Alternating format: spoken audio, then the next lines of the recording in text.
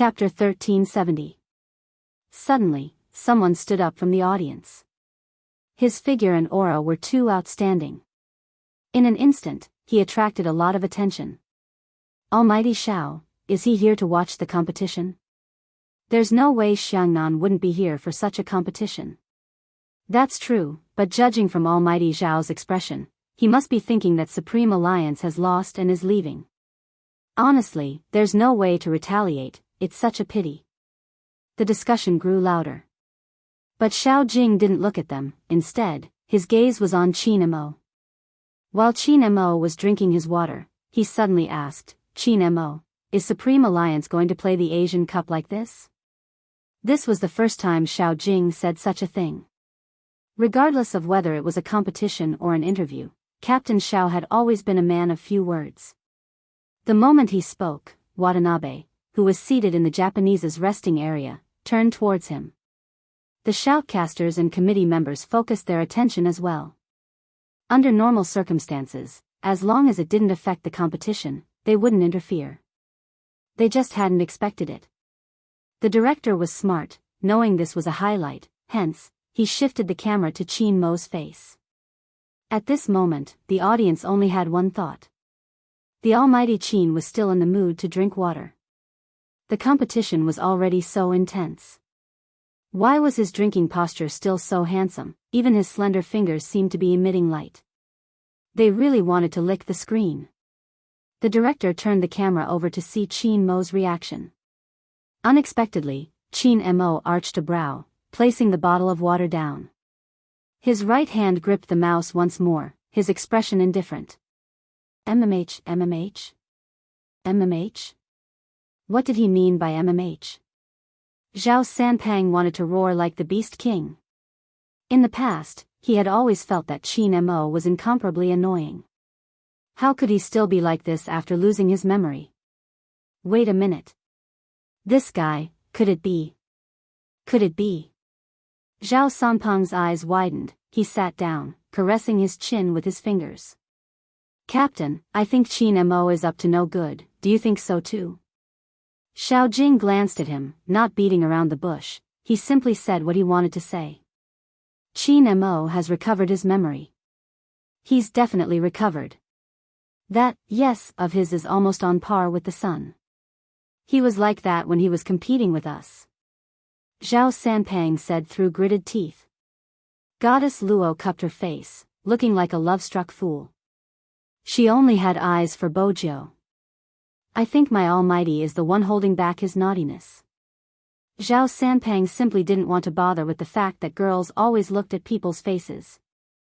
There is itself to look at the figure. Who could be more muscular than him? Humph. He really didn't know how to appreciate. No one knew Qin Mo better than the three of them.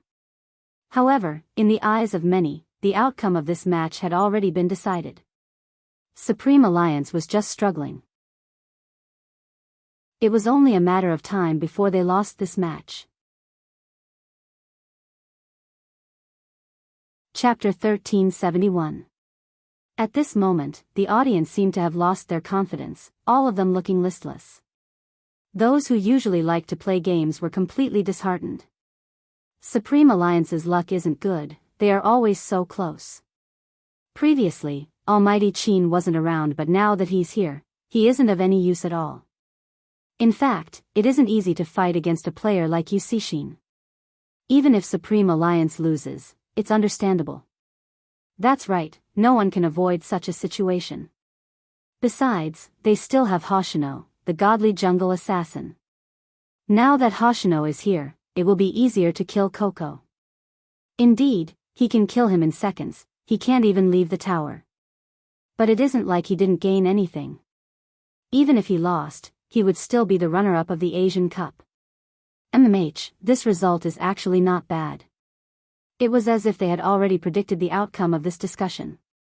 But no matter how they looked at it, Supreme Alliance wouldn't win. Right at this moment. Suddenly, a crisp and childish voice came from somewhere.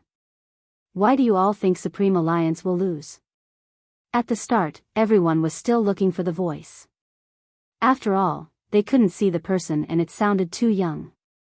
When they saw the child wearing a cap sitting in front of them, they froze. What was going on? A primary school student was here to watch the competition? It was indeed a primary school student. She looked to be around 10 years old. Her facial features hadn't matured yet. Her eyes were bright, big and round, but there wasn't any emotion on her face. It was impossible to tell if she was a boy or a girl. What was most surprising was that there was a kid sitting next to the child who looked exactly like the child. F***CK, twins? Mo Bay, I'm begging you, don't speak. If Mom and Dad find out that I brought you to such a place, they won't give me any pocket money next time. Do you know how important pocket money is at my age? I'll need it to get a wife in the future. The two kids were rather amusing. At such a young age, they were already thinking about getting a wife. Unfortunately, as the elder brother, he couldn't control the other one. Haven't you noticed something? The child in the baseball cap glanced up. She wasn't old, but she had a maturity that didn't belong to her age. Almighty Z has disappeared from the Japanese's view for too long. Do you know what this means to an ace assassin? Everyone's interest was piqued. They felt that this child was indeed interesting and thought that he was teasing them. What does it mean? Master. The child's lips curved upwards. He looked rather handsome. Almighty Z's wilderness isn't for nothing. Hearing this, everyone laughed. How can you fight the Beast King at a time like this? The Japanese's economy is too high. If you go out alone, you'll definitely be killed. It's so dangerous. Before he could finish saying the word dangerous, a familiar dub came from the center of the arena. Along with the roar of a beast, it entered everyone's ears. The Master Buff has been eliminated by Spade Z. Everyone was taken aback. What followed was an uproar of excitement. Even Melinda didn't seem to expect this. She suddenly stopped broadcasting and looked at the big screen behind her. Spade Z killed him? It wasn't the Japanese who took it. Chapter 1372. Yes, how could this be? The players who were still discussing were all confused. They didn't know whether to look at the big screen or back at the child who made the prophecy. In short, their emotions were very complicated. Everyone who played this game knew that the killing of the Master Buff would allow the team to receive the help of the Flying Dragon. Whether it was to push the tower or create a team, there would be a relatively large advantage. The battle that was supposed to end like this actually had a decisive reversal. Mei Lin, who had just said that Supreme Alliance would never make a comeback, felt as though she had been slapped in the face. At this time, the foreign friends sighed with the audience and kept typing on the internet, "Cool." That enthusiasm was really hard to resist. That's amazing, I didn't expect such a reversal. What do you know, this is the strategy that the Chinese speak of, bang bang da. Because the first part was all English, the last sentence that popped out was a typo, which amused the group of foreign students. The foreign students were all smiling kindly. Brother, the Chinese is not bad, but the correct way to say it is bang da da and mua da da. As Supreme Alliance fans, they definitely couldn't embarrass themselves at this time. In fact, Mei Lin really underestimated Supreme Alliance's influence. Some of the foreign students had been paying attention to Supreme Alliance because it was different from other teams. It might be easy to like a team. But no team would tell everyone that it didn't matter if the sky turned dark, it would always light up again. And no team would go so far as to trust each other and not abandon each other. So much so that they didn't hesitate to get involved in a case of copyright infringement. From them, you would understand a principle. Drinking ice for 10 years, it was difficult to cool one's hot blood. A man would die young. The international students took their time to translate some information about Supreme Alliance for their foreign friends and posted it online. Hey, brothers, this is the real Supreme Alliance, everyone can take a look. Yes, this was the real Supreme Alliance. Just when everyone thought they were going to lose, they would always be able to reignite the fire and fight again. They would never resign themselves to fate. They were born to be human and any struggle was worth it. Even if so many people were saying that they would lose, they would fight to the last moment. Now, whether it was overseas or in China, there would always be some people criticizing the Chinese for being bad here and there. Perhaps this situation really existed. But it wasn't completely. If you don't believe me, take a look at Supreme Alliance. The shoutcasters were excited. No wonder Qin Mo was able to do that. Qin Mo? Wasn't it time to explain Spade Z's maneuvers? Melinda didn't understand and frowned. The shoutcaster's voice rang again.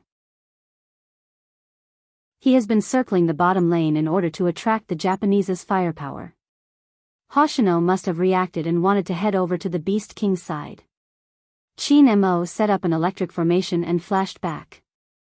It wasn't a mistake, it was to buy time. When Zhao Sanpang heard this, he slapped his forehead and muttered to himself, "Sinister, too sinister." He acted as though he was about to lose and was still drinking water.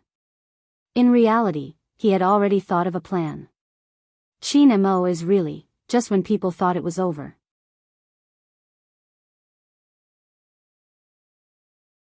Chapter 1373. KO. KO. Someone died?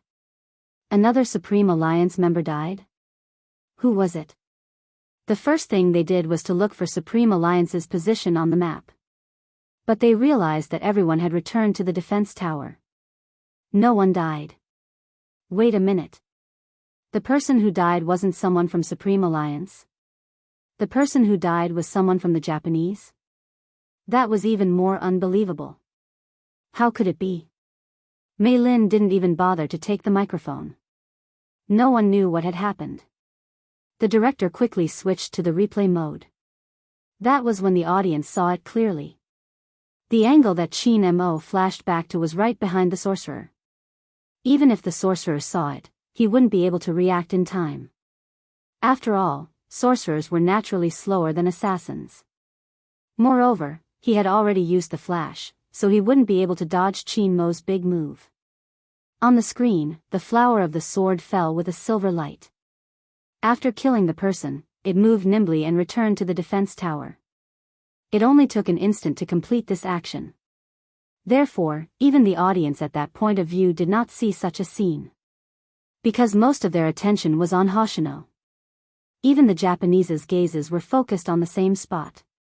It was as though the more they guarded against the other party, the more they couldn't predict what the other party would do. Shin had thought of it, but the distance was too far. When he arrived, Qin Mo had already entered the defense tower. They watched the process of killing the person. The audience's eyes widened. It was as though he had charged into the crowd. At first, they thought it was a technical error. But when they heard that the Beast King had been killed by Spade Z, they realized that Qin Mo hadn't made a technical error. He had been stalling for time. But no one had told them that Qin Mo's ultimate goal was to kill. If they had to describe it, he was like a swordsman who came and went without a trace. They had thought that he would be killed instantly when he entered the crowd. Unexpectedly, not only did that not happen, he even took the head of the other party. What kind of godly operation was it to be able to do that? But it was precisely because Qin Mo's landing point was too coincidental. Some people also felt that there was an overstatement of luck in this. For example, Mei Lin. After all, she had been watching the competition. From her point of view, even though the captain of Supreme Alliance wasn't bad, he was still lacking compared to Hoshino or Shin. How could he kill the Japanese? Mei Lin was shocked before she picked up the microphone. Everyone saw what happened just now. I believe the Japanese won't give Supreme Alliance any more chances.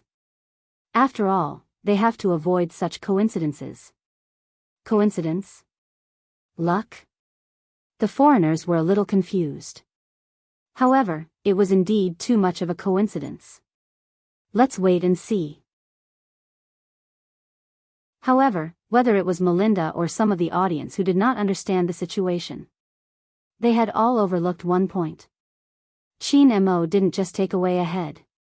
Supreme Alliance's sorcerer died twice. With a sweep of his long sword, the Japanese sorcerer died twice. The score became 3-4. Yusishin paused for a moment and suddenly smiled. Hoshino, it seems like your method of making people jealous is working. Hoshino still looked gentle. Indeed, but I forgot something. When someone gets jealous, he seems to be harder to deal with. There was no need to specify who he was referring to. An hour had already passed since the start of the match. But in terms of the number of kills, there was only a difference of 1 head between the two teams. Even Coco, who was standing in the middle lane, seemed to be playing better. The Japanese tried to ambush him in the bushes twice, but they didn't manage to do so. The next match. It seemed to have entered a tug of war. The clear troops pushed the tower. Supreme Alliance had the Flying Dragon, which could make up for the lack of defense towers. It also broke the Japanese's momentum. They had no choice but to clear the troops first. After all, this was a tower-pushing game. The final victory was still based on the destruction of the city. Of course, the situation wouldn't continue like this. If a sorcerer was killed, it would be too easy to imprison the Japanese. When the Japanese killed again, it happened at the bottom lane. Lin Feng was still holding the sniper cannon and rolling to attack the tower. He was always on guard against someone sneaking up on him from behind. He didn't expect the other party to never think about stealing. The tank came over. Yusishin gave him a marking damage. Before Yunhu could protect him, Hoshino appeared. The moment Hoshino appeared, his extremely sticky crescent scimitar, once it hit the body, it would be very difficult to escape. KO. Soon, the score on the screen changed from 3-4. It became 3-5.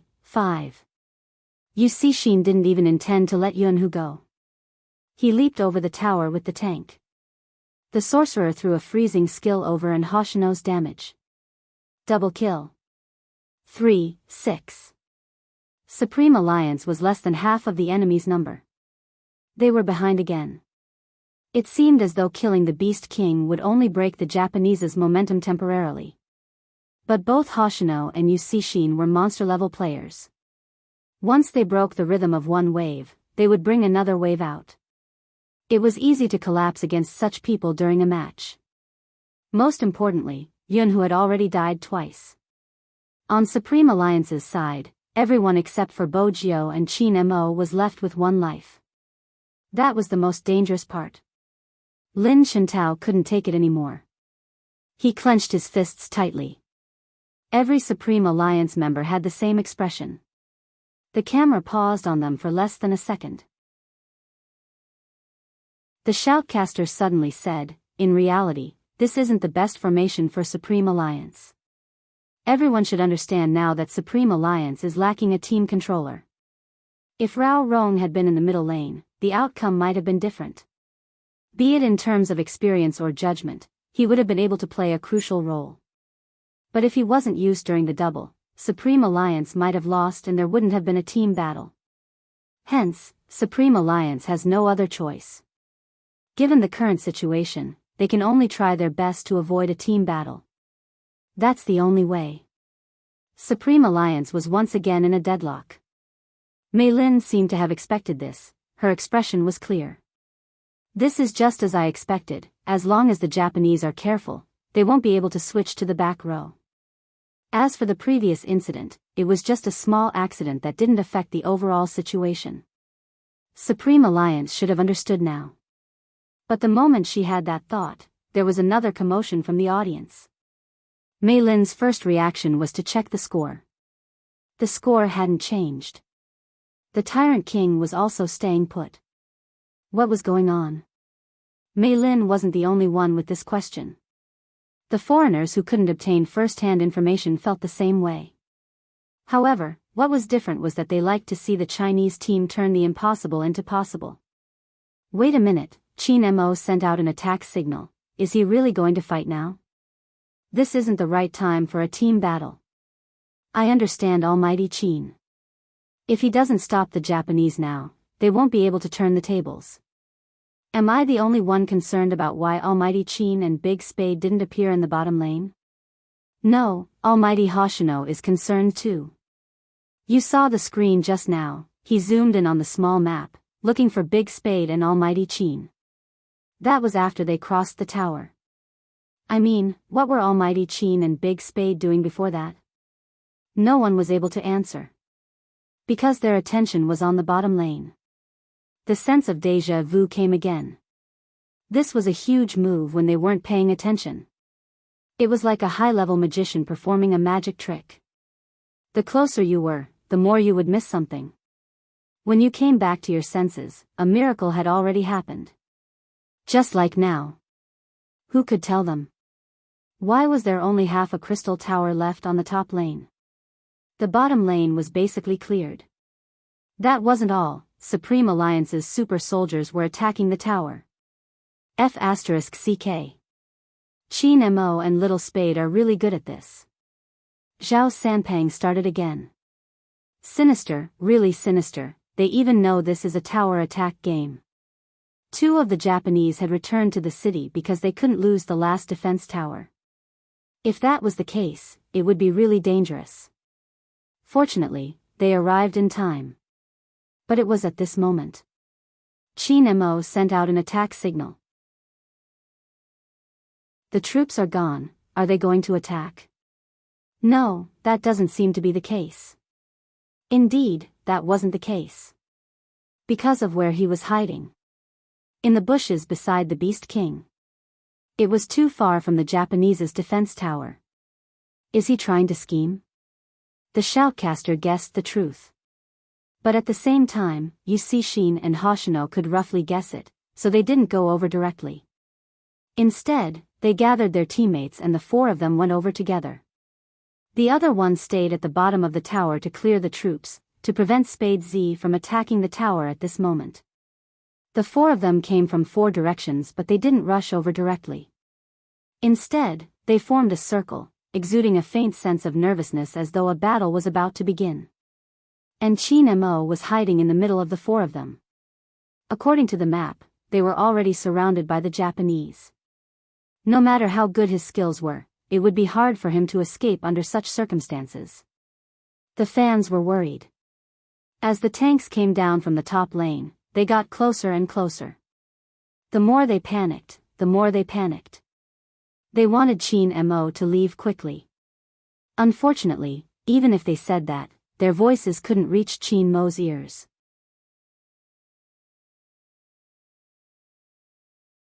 Chapter 1374. With that, she shook her head. But at this moment, no one cared about what she said. This was because the Japanese tank player had obviously moved his mouse a little, and the movement of his footsteps had also increased. He's coming.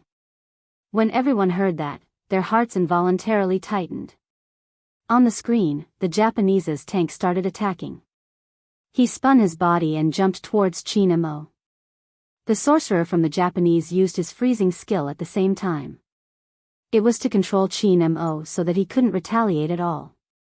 But no one expected this. Just as the tank was about to spin over, Qin Mo moved and raised his sword. The damage didn't hit the Japanese's tank. What a pity. The shoutcaster was excited when he saw this. But Qin Mo's positioning is really beautiful. He wasn't trapped by the sorcerer from the Japanese, so he still has a chance of survival. It would be perfect if the attack just now had hit the tank. That way, he would have a higher chance of escaping. From a professional point of view, it was indeed as the shoutcaster had said. But, there was one thing. Qin Mo had never thought of escaping. Shin seemed to have realized this too. The retreat signal hadn't been pressed. The sword light flashed across the screen. The king of the jungle was infuriated. Supreme Alliance's tank and sorcerer were all knocked unconscious in midair by this roar. In that instant, the shoutcaster's eyes widened. He couldn't control his guesses anymore. Was Qin Mo's target from the start not the Japanese's tank but the king? The attack was just a matter of seconds. After hitting the king, it wouldn't just cause damage to the Japanese. Similarly, it would also cause damage to Qin Mo. As an assassin, he had to make use of this opportunity to jump in and kill him instantly. But just as Hoshino was about to move, suddenly, a long spear came over. It seemed to be able to bring out a sharp wind. It was Spade Z. Hoshino dodged instinctively. He dodged the attack. Although the spear did not cause any actual harm to him, it did not cause him any actual harm.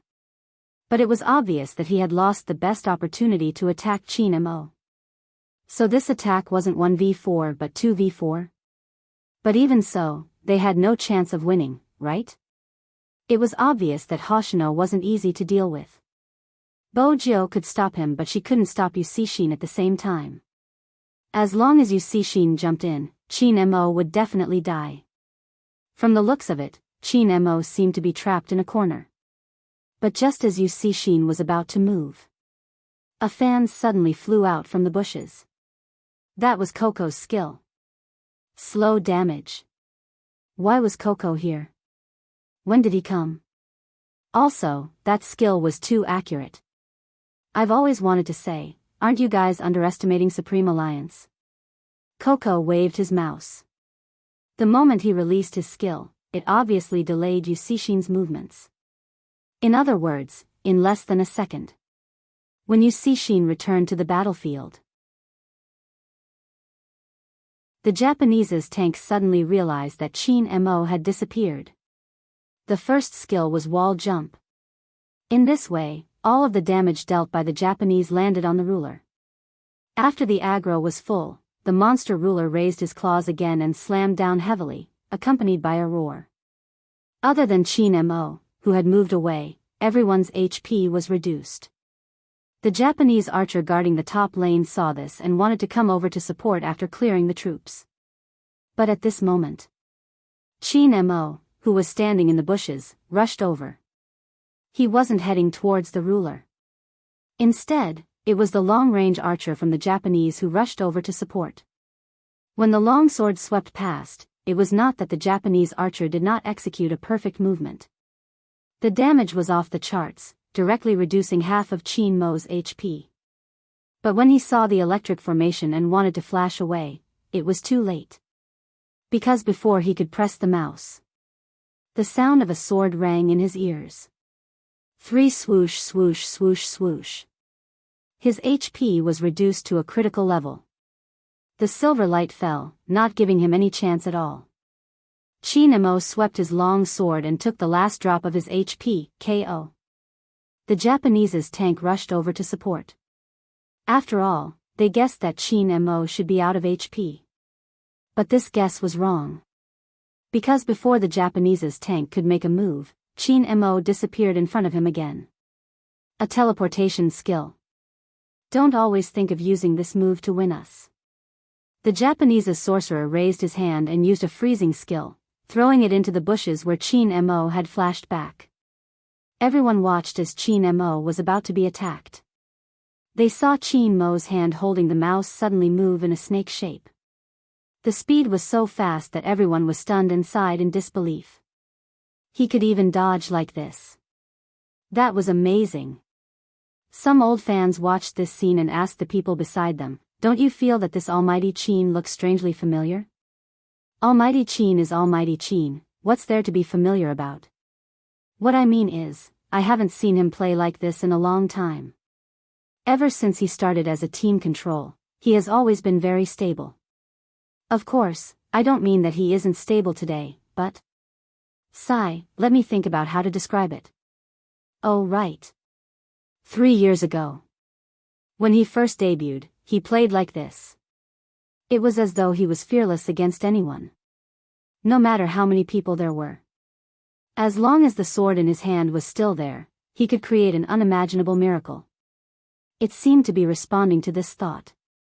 Everyone could clearly see it on the screen. Chin Mo turned and swept towards the Japanese's sorcerer like a gust of wind.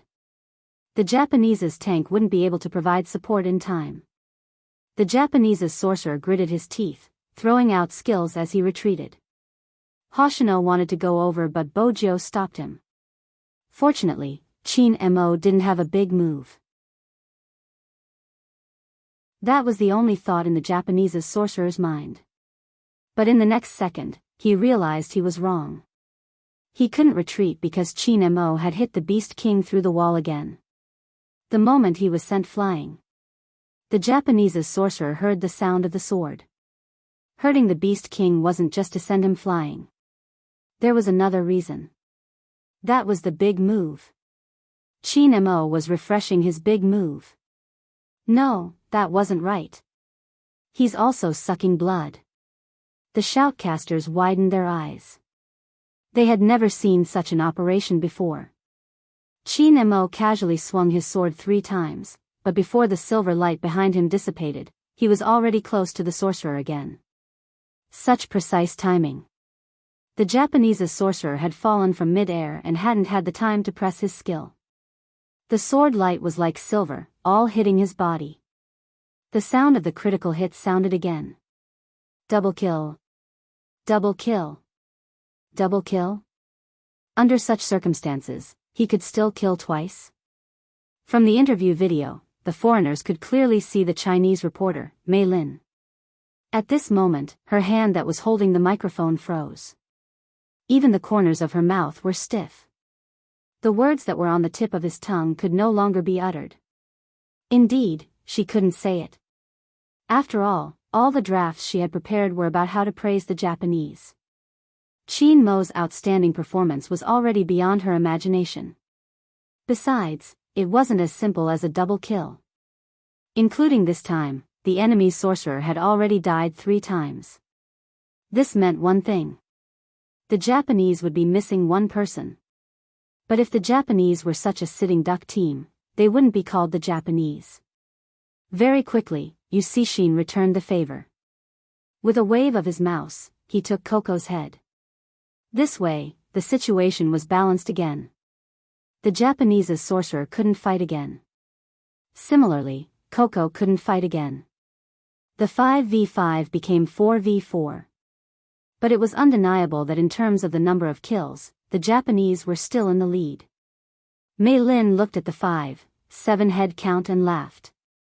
It seems like Supreme Alliance performed exceptionally this time. But from the score, we can also see that Supreme Alliance is still lacking if they want to win. However, the moment she finished her sentence, all of a sudden, another sound effect came from behind him. No one had expected this sound effect. But it was like a whirlwind that stirred up the entire crowd. Quadruple kill. Triple kill. Triple kill. Some fans even stood up in excitement.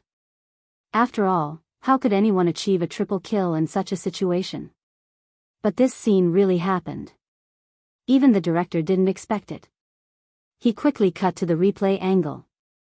That was when everyone saw Yusishin choosing to attack Coco. Qin Mo used a displacement skill and jumped back to the Beast King's side. After 2 clangs, he flew towards the Japanese's tank who had less than half of his HP left. The tank reacted quickly, wanting to use the rotation of his body to lock Qin Mo in place. But he forgot that there was still the Beast King's buff. After the damage appeared, all of it landed on the Beast King. Qin Mo used this moment to sweep his long sword.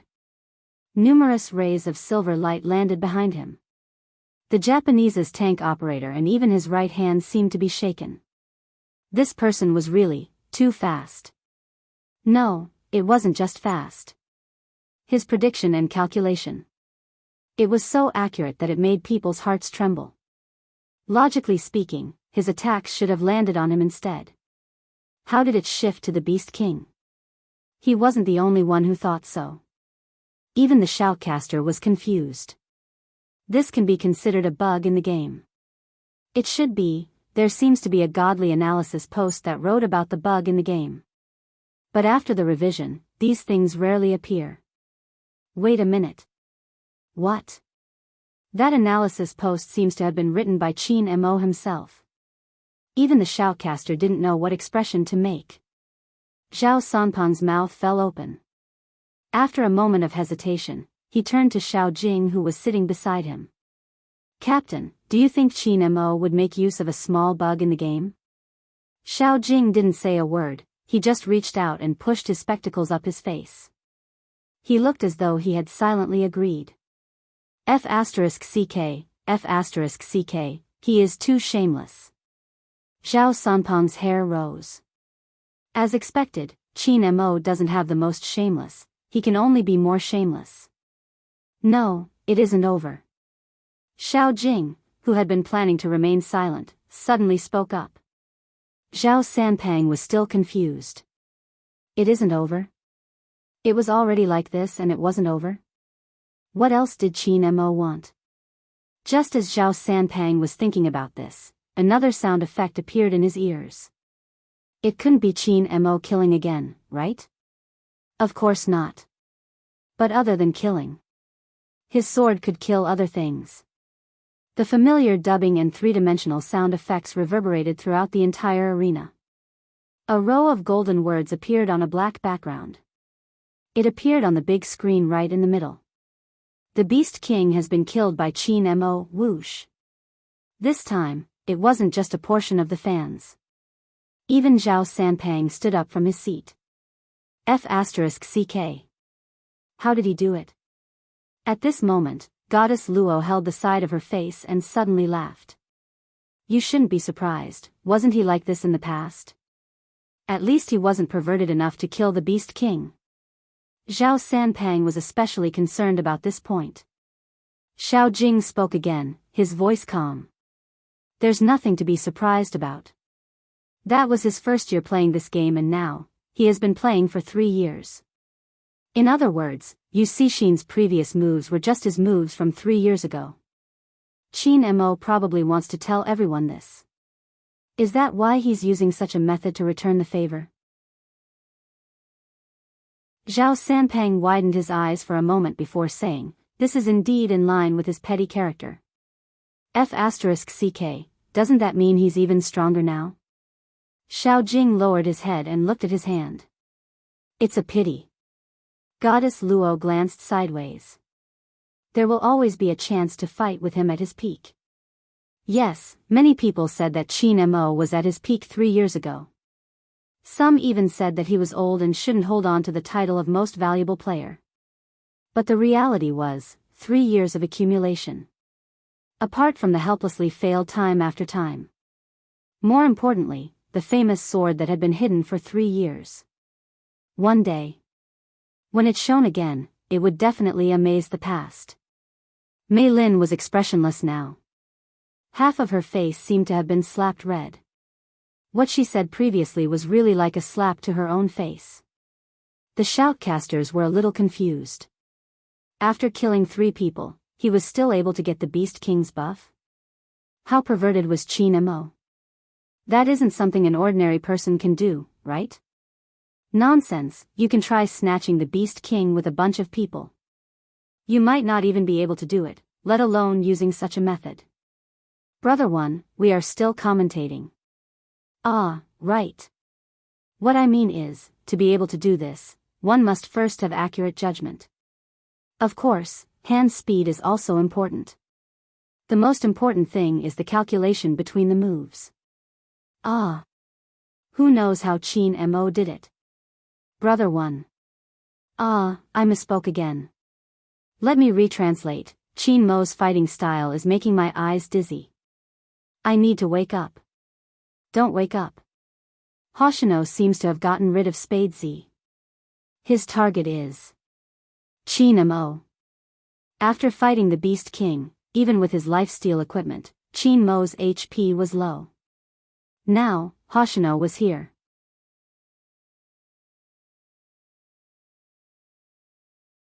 Chapter 1375.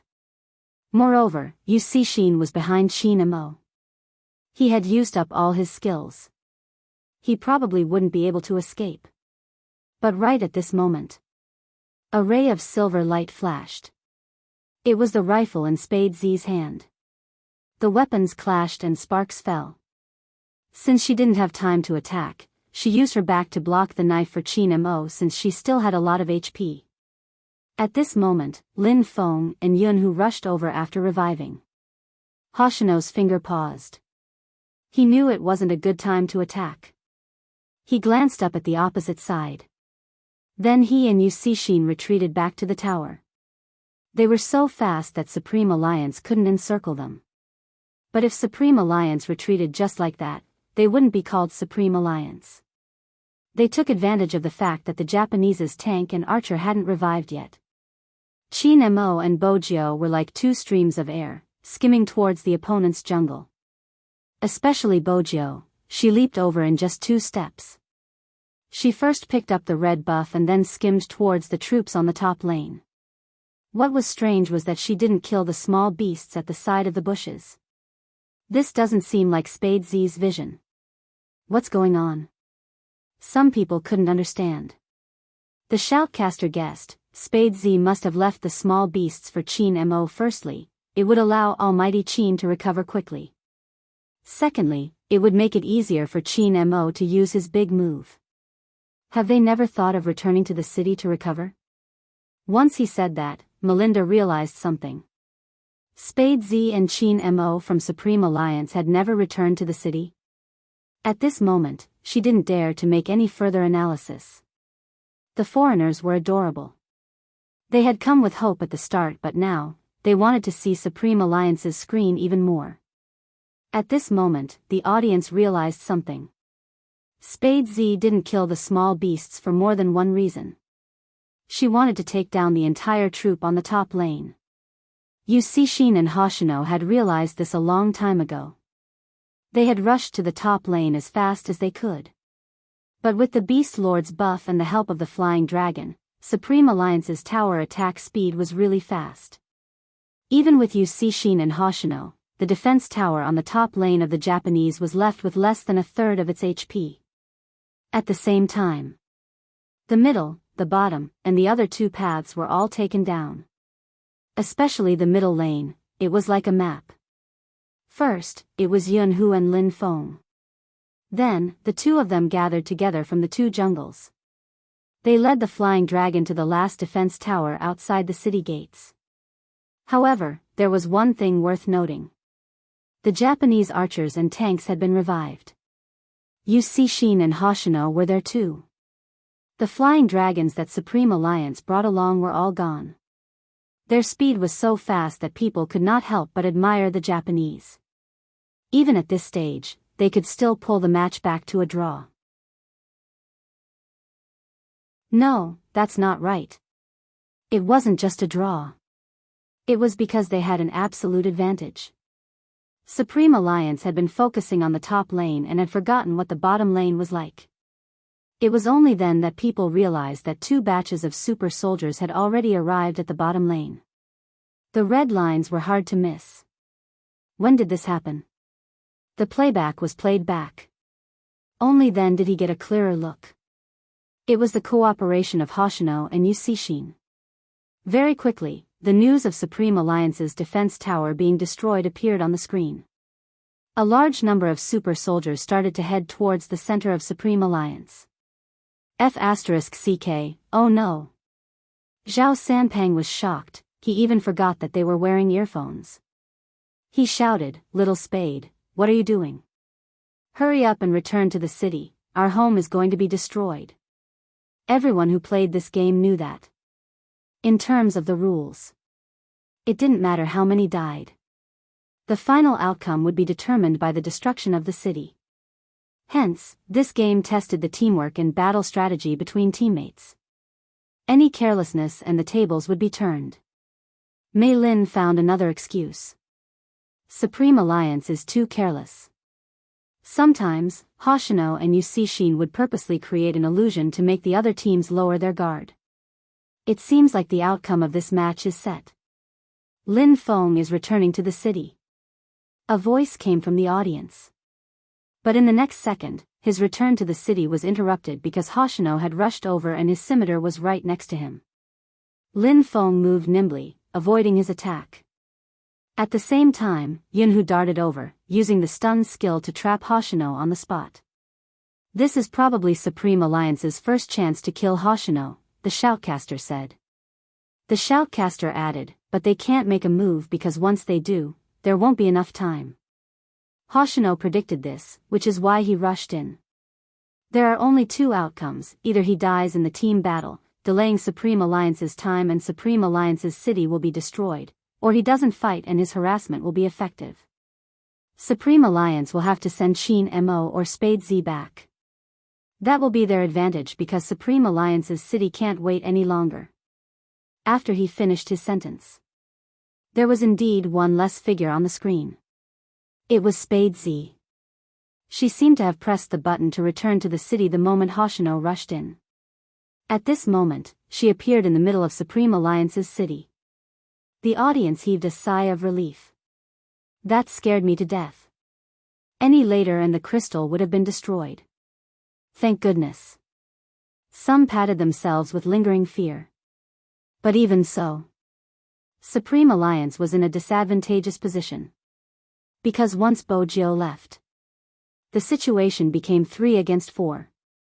It was at this moment the Japanese's tank turned and started a team battle. Hoshino, who was about to retreat, suddenly changed his route and once again headed towards Lin Feng's position. As a member of the audience, Zhao Sanpang's expression changed. It wasn't just Zhao Sanpang, even the usually expressionless Xiao Jing frowned at this moment. The shoutcaster pointed out the pros and cons. This is bad, Supreme Alliance might be wiped out this time. Before he could finish his sentence, Yu Cixin's figure was like an enlightened sword, marking the damage. No matter how accurate Lin Feng's positioning was, he wouldn't be able to escape. But just like what Coco had said, they had underestimated Supreme Alliance. Just before Lin Feng died, he released the last attack, reducing the archer who was walking over to a sliver of HP. This allowed Qin Mo to set up an electric formation when he neared. It didn't just slow down everyone's movements, it also took a person's head. 1 for 1. It had to be said that Lin Feng's positioning was beautiful. He circled the Japanese's archer. That person only realized that he had underestimated his enemy after he died. But this didn't stop the Japanese's attack. And there was one thing. The Japanese's archer had a chance to revive after he died. But Lin Feng was gone. Everyone was well aware of this. But compared to this, what they were more afraid of was the possibility of their team being wiped out. Because everyone knew that compared to the Japanese's archer, Yu Cixin and Hoshino were more difficult to deal with. Qin Mo wasn't easy to catch. They landed all the damage on Yunhu. Yunhu didn't escape because he knew that the more he tried to escape, the more likely it was that he wouldn't be able to get anything. Since he couldn't escape, he would drag someone along. With that thought, he jumped with a big move. Out of everyone's expectations, he landed a wave of damage on the opponent's tank. Then he leaned forward and hooked Yu Cixin and Hoshino to his side. He had a stun effect around him. That was also in that instant. Qin Mo used a skill to teleport back to the center of the battlefield, his long sword aimed at the tank who had less than a third of HP, KO. 2 Ks and Os sounded at the same time. Both Yunhu and the opponent's tank wouldn't be able to continue the competition. Which meant that in the entire arena, there were only 5 people left. The Japanese had Yu Cixin, Hoshino, and the archer who was about to revive. Supreme Alliance only had Bojio and Qin Mo. Most importantly, after Qin Mo killed the Japanese's tank, Hoshino's machete had shaved off half of his HP. Moreover, Yu Cixin's skill had a marking effect. He couldn't avoid the opponent's big move even when he went into the bushes. This time, Qin Mo won't be able to make it. Spade Z was still too far away. The minions had just been cleared. At this time, even if he jumped over the wall, he wouldn't be able to rush back. And Qin Mo, who had less than a third of his HP, had to face Yu Cixin and Hoshino. Shui Yaoyao didn't dare to watch for a moment. Her fingers trembled as she closed her eyes. Just as everyone thought that the competition was about to end, Qin Mo's figure suddenly disappeared in front of their eyes. That was a skill teleportation. It was as though ashes were suddenly ignited. Everyone sat up straight, watching the scene in excitement. Even the shoutcaster couldn't help but exclaim, "Beautiful." But Shin couldn't let Qin Mo escape just like that. He changed his direction and flew towards him. But Qin Mo wasn't prepared to fight with him. His slender figure skimmed towards the bottom lane. Hoshino seemed to have predicted this. He was one step ahead of Qin Mo and waited there. He was about to strike with his machete. Suddenly, another figure appeared in front of him. The long spear rose up and he was lifted into the air. It was Spade Z. No one had ever heard such intense tapping sounds from the keyboard. The two of them had the same hand speed and seemed to be on par. The machete met the long spear. Countless silver sparks were ignited. At this moment, the archer on the Japanese's side revived and fired a long-range cannon towards them. This cannon had a stun effect. Not only could it cause the enemy's HP to drop, it could also make them dizzy for a few seconds. Even Bojio couldn't avoid this move. Shin took the opportunity to use his big move to mark Spade Z's HP. 2 with low HP against 2 with half HP and the opponent's archer. Supreme Alliance was probably going to be wiped out. After all, Spade Z wasn't like Qin Mo, who still had the skill to teleport. At this stage, the ending seemed to have been predicted. But no one noticed.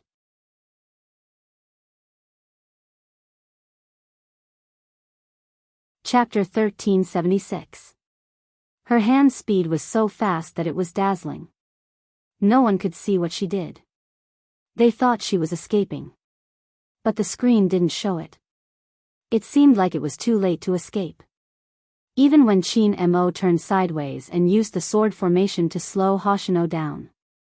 But at this moment, Shin activated his big move. A mark damage and the long knife went straight for Bojio. The figure in front of him lay down. The fans suddenly fell into silence. Even Shui Yaoyao's expression was blank. The current situation was already very clear. It was originally 3 against 2. If Bojio died, Qin Mo wouldn't be able to hold on. If Bojio died, Qin Mo wouldn't be able to hold on. Supreme Alliance was really going to lose. Even the shoutcaster felt regretful. He was about to take the microphone and make the final conclusion. Mei Lin said bluntly, "There's no need to continue fighting, even Qin Mo can't escape." At this moment, everyone felt the same. But in the next second, the fans, who had their shoulders slumped, seemed to have been injected with adrenaline. They straightened their backs and stared at the screen. The figure that was lying down stood up again. Revival armor. Almighty Z used a revival armor just now. As expected of my big spade, you're so handsome. Melinda was even more stunned. After all, a resurrection armor would require a change of equipment. When did Spade Z show off her skills? Mei Lin didn't have a thorough understanding of Supreme Alliance. Did she really think that Spade Z had been playing at the side ever since the competition started? She wasn't called the FC King of Zone C for nothing. Qin Mo seemed to have expected her revival. He didn't escape. Instead, he used a teleportation skill and flashed behind Shin. Wait a minute, Qin Mo's HP is low. What else is he trying to do? What else was he trying to do? Of course, he was going to fight. No one had expected such a move. Even Shin paused for a moment before turning around. But the moment he turned, Qin Mo used another teleportation skill. Qin Mo teleported again. After he disappeared from Shin's sight, he stood tall and straight. He held his long sword and stood in the bushes. Even his sleeves were fluttering from the wind from the sword. When people saw this scene, he really couldn't stand any longer. Because this scene was too familiar. They were so familiar with each other that even now, when they saw that action, their eyes would turn red from excitement. Even Hoshino realized something and was about to hit the person in the bushes. He moved agilely and waved his long sword. As the sword formation fell, 3 silver blades fell, and even his whole body was covered in silver splendor. KO. Shin collapsed. Even Hoshino lost more than half of his HP. 3,000 knife cuts, blood reverse kill. This was Chin-mo. Hoshino didn't give him a chance to escape. The scimitar was about to cut off his last drop of blood. Right at this moment, Spade Z raised her spear. This time, it wasn't to help Chin-mo block the attack. Instead, it was a big move. Everyone could clearly see the youngster sitting in front of the computer, waving the mouse with her right hand, thrusting her spear horizontally. Just as the enemy's archer was about to stun her, she quickly retreated. Just when everyone thought it was over, the youngster jumped over the wall and closed in on Hoshino from another direction. The young man leaped over the wall and closed in on Hoshino from another direction. Before the screen of silver light could disperse, the spear in her hand had already struck Hoshino's body. Even the white dragon's roar was left on the ground. The scene was so cool that no one could look straight at it. Hoshino's finger paused and then he smiled lightly. He had already predicted the outcome. I underestimated you, Z. But, I can't leave by myself. With that, he turned around and used his scimitar to lock Chin-mo in place. If it was him, he might not be able to bring Chin-mo away. But the Japanese still had long-range attacks. The stun cannon shot over again. There was a loud bang. KO. Two sound effects played at the same time. Chin-mo raised his eyebrows. The dead Hoshino took off his earphones with a smile. Chin-mo didn't take it off, his side profile was still handsome. His slender fingers tapped on his earphones, and he said faintly to the remaining figure of Supreme Alliance, "Take revenge for your boyfriend." Everyone, we really didn't expect Almighty Chin to have such a reaction after his death. Zhao Sanpeng's mouth twitched. F***ck, how can they be so lovey-dovey at such a time? I'm impressed by this shameless Chin-mo. This is an international broadcast, is he trying to let the whole world know that he and Little Spade are a couple? Hoshino paused, as though he hadn't expected Chin-mo to say that. The fans at the scene exploded, holding onto their faces with their hands. Big Spade. Quick. Take revenge for your boyfriend. The shoutcasters coughed lightly. They really didn't know what to say. But the competition wasn't over yet. Whether it was Yu Cixin or Hoshino, they could still be revived. It was just 20 seconds, there shouldn't be any more problems. But the excitement of this team battle had attracted attention from both domestic and international audiences. Because there had never been anyone like Supreme Alliance, who was able to turn the tables in such a critical situation. This was enough to prove the strength of Supreme Alliance. But how was this enough? Spade Z, who had always been known for her speed, would definitely take this chance to counterattack.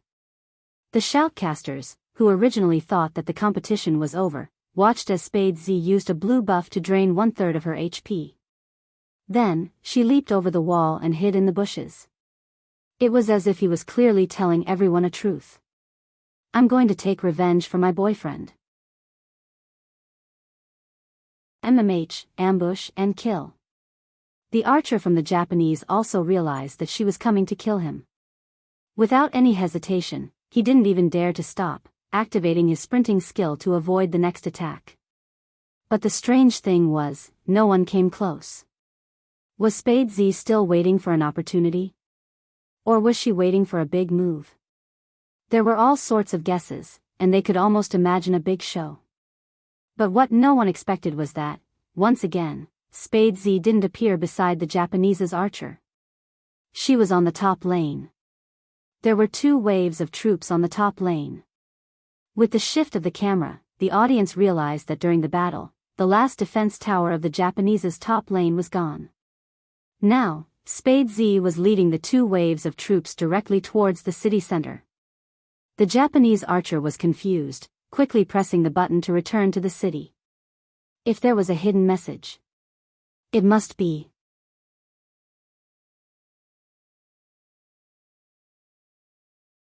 Chapter 1377.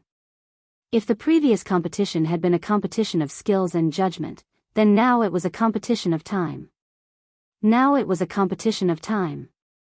The usually calm Japanese club manager couldn't help but stand up at this moment. Needless to say, all the fans who were watching this competition. Hurry, hurry, hurry. That was the only thought in everyone's mind. The Japanese archer's return to the city sign was still turning. He couldn't wait to appear in front of the Crystal City. He's here. The shoutcaster got excited when he saw the archer arrive in time.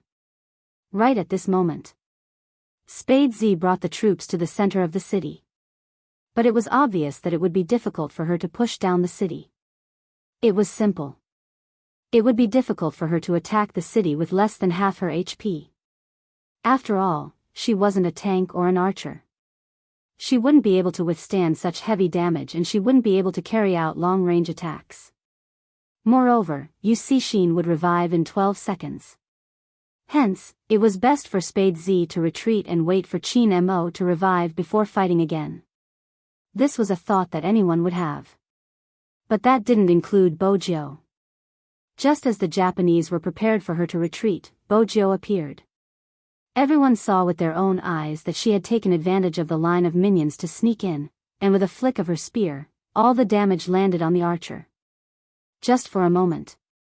The archer was reduced to half his HP. How can she have such a strong destructive power? This was something that everyone was confused about.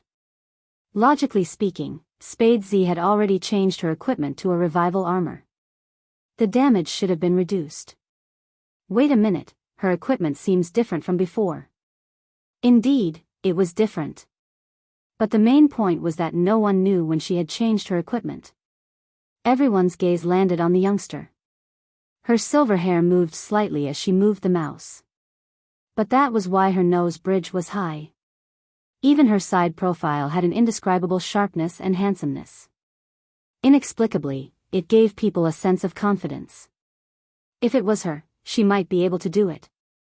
*CK, look at her finances. From the start of the team battle, everyone had overlooked something. That was the comparison between their finances. Now, they realized. Spade Z's finances were 2,000 more than the Japanese archers. She changed her equipment at the last minute and suppressed her finances. No wonder she could reduce the archer's HP by half in one move. And it was not over yet. Everyone watched as she moved sideways. Perhaps it was because her speed was too fast, even her body seemed to be able to stir up the wind. However, the Japanese archers were not to be trifled with. His opponent's HP was already low after hitting him just now. As long as he used his ultimate move, Spade Z was going to die.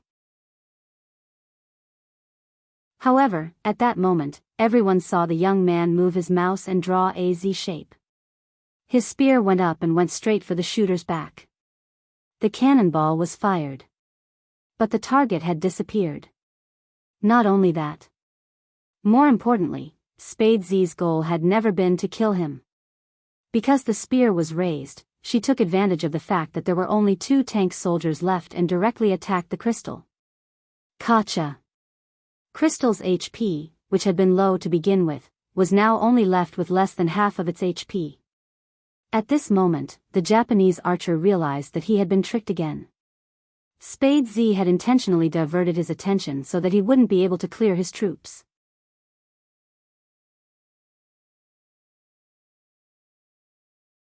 Chapter 1378. He wanted to clear the line of soldiers. However, to everyone's surprise, Spade Z didn't give him the chance. She lifted her spear again. The dragon roared and only 2 words rang through the screen. KO. It was a different weapon, but she used the same tactic. Counterattack with low HP, 3,000 silver lights fell. Bojo didn't stop holding the mouse. 3 seconds. 2 seconds. 1 second. Just as everyone was wondering why she jumped in front of the Japanese spring, Shin was revived. He dashed out. However, at this moment, Bojo used her spear to block. What is Spade Z doing? She will definitely die. Indeed. Shin only used a big move to mark her. He would be able to kill Spade Z instantly. However, the moment his blade landed, A loud collapsing sound could be heard on the screen. Following the shattering of the crystal, each piece was like a piece of glass with a silver brilliance. Faintly, the chanting of the white dragon could be heard. Everything was still, including the movements of the hero that Yusishin was controlling. In the game, Bojio was still stepping on the silvery white dragon's shadow that fell from her spear. Just like a youngster, isolated. Swoosh. Countless 3D stereoscopic sound effects surrounded the surroundings. 2 words appeared at the same time. Victory. In that second, the entire arena was silent. Their breaths seemed to be rushing through their chests. Their minds were still filled with the suppression of the line. They could even hear the sharpness that burst forth from the youngster's body, bringing with it a sharp light that swept through the army. Along the way, everyone's sadness and laughter stopped at this moment. Until Bojio reached out to remove her earphones. Her lips were slightly curved.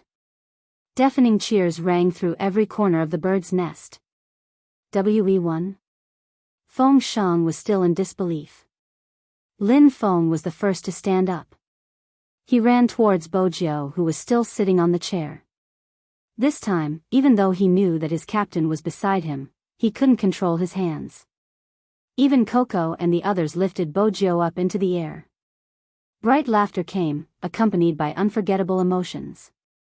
Everyone's reactions were the most realistic.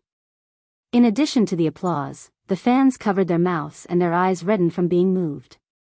Only those who had traveled together with him would understand. It wasn't easy. It would be great if they could win. A fan whispered, "Sister Turtle, I want to cry." "Idiot, why are you crying? You should be smiling now." However, when she said this, the voice of the businesswoman was hoarse. "Can you understand?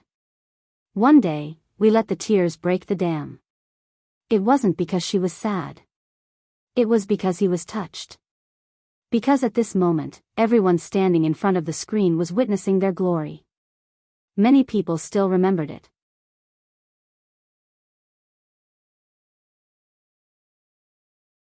Chapter 1379. As the victorious team. The 3D screen would continuously replay the team's name, including every exciting scene during the competition. The first time they showed their brilliance in the city competition, the continuous counterattacks against the top 8 teams in the province, and the national qualifier where a slender figure stood in the arena in a daze after losing, his head lowered. The revival match that shocked the industry, the national qualifier where they didn't give up. The only place they could sleep was in the internet cafe when they were insulted so badly that they didn't feel safe. Or the way they stood in front of the camera, never shifting their gaze away. And now, the performance of the Asian Cup. The familiar IDs of Supreme Alliance flashed past their eyes again and again. Along the way, everyone's sadness and laughter were imprinted in everyone's hearts as they moved the mouse. At the end of the scene was a calm voice that made countless fans scream. "I am the captain of Supreme Alliance, Qin Mo Whoosh." Countless people stood up. The MVP of the match was still Qin Mo. When Bojio saw the announcement, she felt that she had finally fulfilled her wish. That person wasn't pulled down, he was still standing in his position, and this time, she was beside him. Qin Mo noticed her gaze and tilted his head, chuckling lightly. "Do you like to watch that much? MMH?" MMH, Bojio's mood was bubbling with happiness, but she wasn't sure what the Almighty was referring to. Qin Mo's voice was still calm. "Hurry over." Bojio didn't intend to stay far away from him, it was better for her boyfriend to stand as close as possible. Qin Mo saw through her thoughts, the corners of his lips lifted, making her feel a hint of sweetness. His smile was successfully captured by the camera. Hence, the entire country. Oh no, the entire world was caught off guard and fed a mouthful of dog food. What else could Zhao Sanpeng say? He was so handsome and considerate, but he didn't have a girlfriend. How could Qin Mo, a stinky man who didn't understand a girl's heart, smile like that? Humph, he would never admit that he was jealous. They followed the procedure. The two teams wanted to greet each other. Then, Supreme Alliance went up to receive the award. The two teams stood in the same position. The captain faced the captain, and the vice-captain faced the vice-captain. It had to be said that the Japanese were probably the team that lost the most gracefully, because there wasn't even a trace of embarrassment on their faces. On the other hand, the club's manager was on the verge of breaking down. He did not pay any attention to the interview. Until now, he still did not believe that their team would lose. Not to mention Mei Lin, who was already dumbfounded. She had come specifically for the Japanese and had previously stepped on Supreme Alliance. How was she going to salvage the situation now? Shin brought his team members over and stretched out his hand. His face was handsome and devilish. Even his voice didn't change. "We'll fight again next year." Chin Mo replied faintly. The relationship between the two of them could not be considered friendly. Even though they were all very polite. Hoshino's side was different. He didn't shake hands. Instead, he leaned forward and did something that no one expected.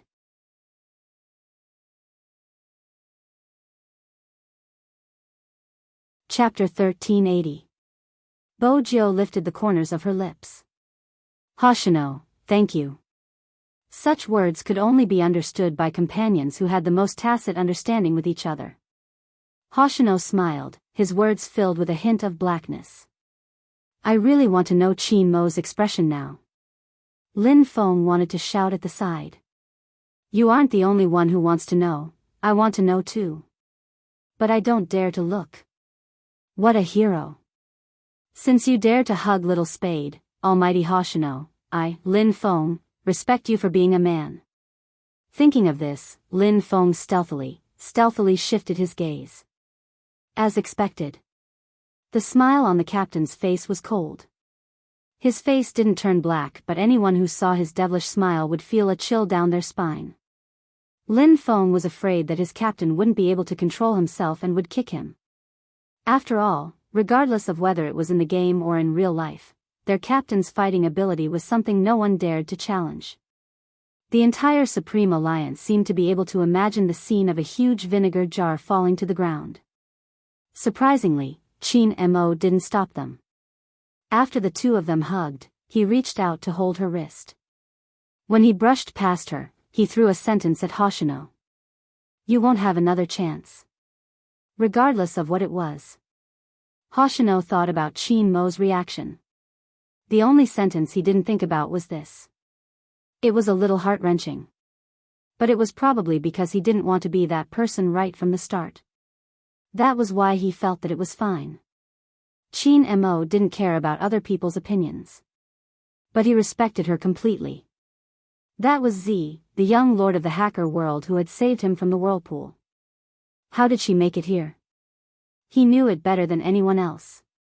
This was probably the only thing he wanted. Hoshino turned, his gaze landing on Chin Mo's back view. The moment the thought came into his mind, he heard a voice. "Are you still watching? Aren't you leaving?" It was Shin. He was smiling, but there wasn't any warmth in his eyes. He wasn't in a good mood. Why was he hugging someone who had one? Shin pursed his lips, walking in the opposite direction. The audience couldn't see the invisible surge. The only thing that could be seen was the hug that he did not expect. The crowd exploded. He hugged. My almighty Hoshino is so strong. He is not afraid at all. I'll bet 100 yuan that almighty Chin will definitely get it back from Big Spade at this hour. I'll add 100. I've been a fan of almighty Chin for so long, I know him better than anyone else. Do you still remember the photo of Lin Feng trying to win Big Spade's heart? I used to be naive and didn't understand the subtleties, but now I'm completely jealous. Almighty Chin will definitely say, "Come, let's have a good talk." Just thinking about it makes me want to have a nosebleed. How cute. I didn't expect there to be so many hidden sweets to eat.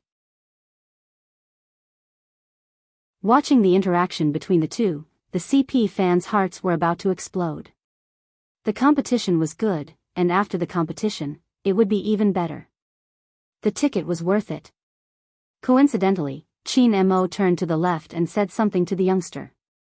Both of them were dressed in Supreme Alliance's uniform, their figures tall and handsome. This scene revealed a sweetness that she had never experienced before.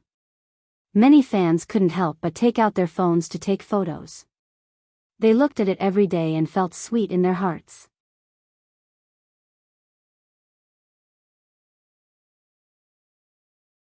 Chapter 1381. Qin Mo asked, "How do you intend to explain your cheating incident tonight?" Bo Jiu choked. "Brother Mo, isn't your definition of cheating a little too hasty? You're not allowed to have any opinions." Qin Mo tugged her, domineering and childish. As expected, he was jealous. Bo Jiu couldn't help but laugh. When Qin Mo saw this, he held her hand and squeezed it, signaling her to behave. The interaction was too subtle. But it didn't pass the fans' eyes. But before they could see enough. On the other side, the Asian organizing committee walked out. According to international practice, the winning team would stand on the highest podium. But in reality, it wasn't important. The most important thing was that at this moment, the flag of China was flying in the sky. It was the color of blazing flames. The 11 of them lined up in a row. At this moment, they looked more like youngsters who had grown up on this land, singing the same song. Every man had a long-cherished wish in his heart. They could either be a soldier and protect their country, or he could appear on the international stage and let everyone in the world see the national flag that was raised in their eyes. Because this was the only way to win more respect. This was their original intention. It hadn't changed over the years. Regardless of what they had encountered. The magical thing was, when you see the flag rising, your insides will become hot and soft. Regardless of what they had encountered, they would only feel glory at this moment. Even if this profession wasn't understood, it wasn't important anymore. It was just as the introduction said. They had once fallen into a bottomless abyss. Now, they were determined to make a comeback and establish themselves as kings. The 11 of them appeared on 32 mainstream media outlets, 64 live streaming platforms and even foreign magazines.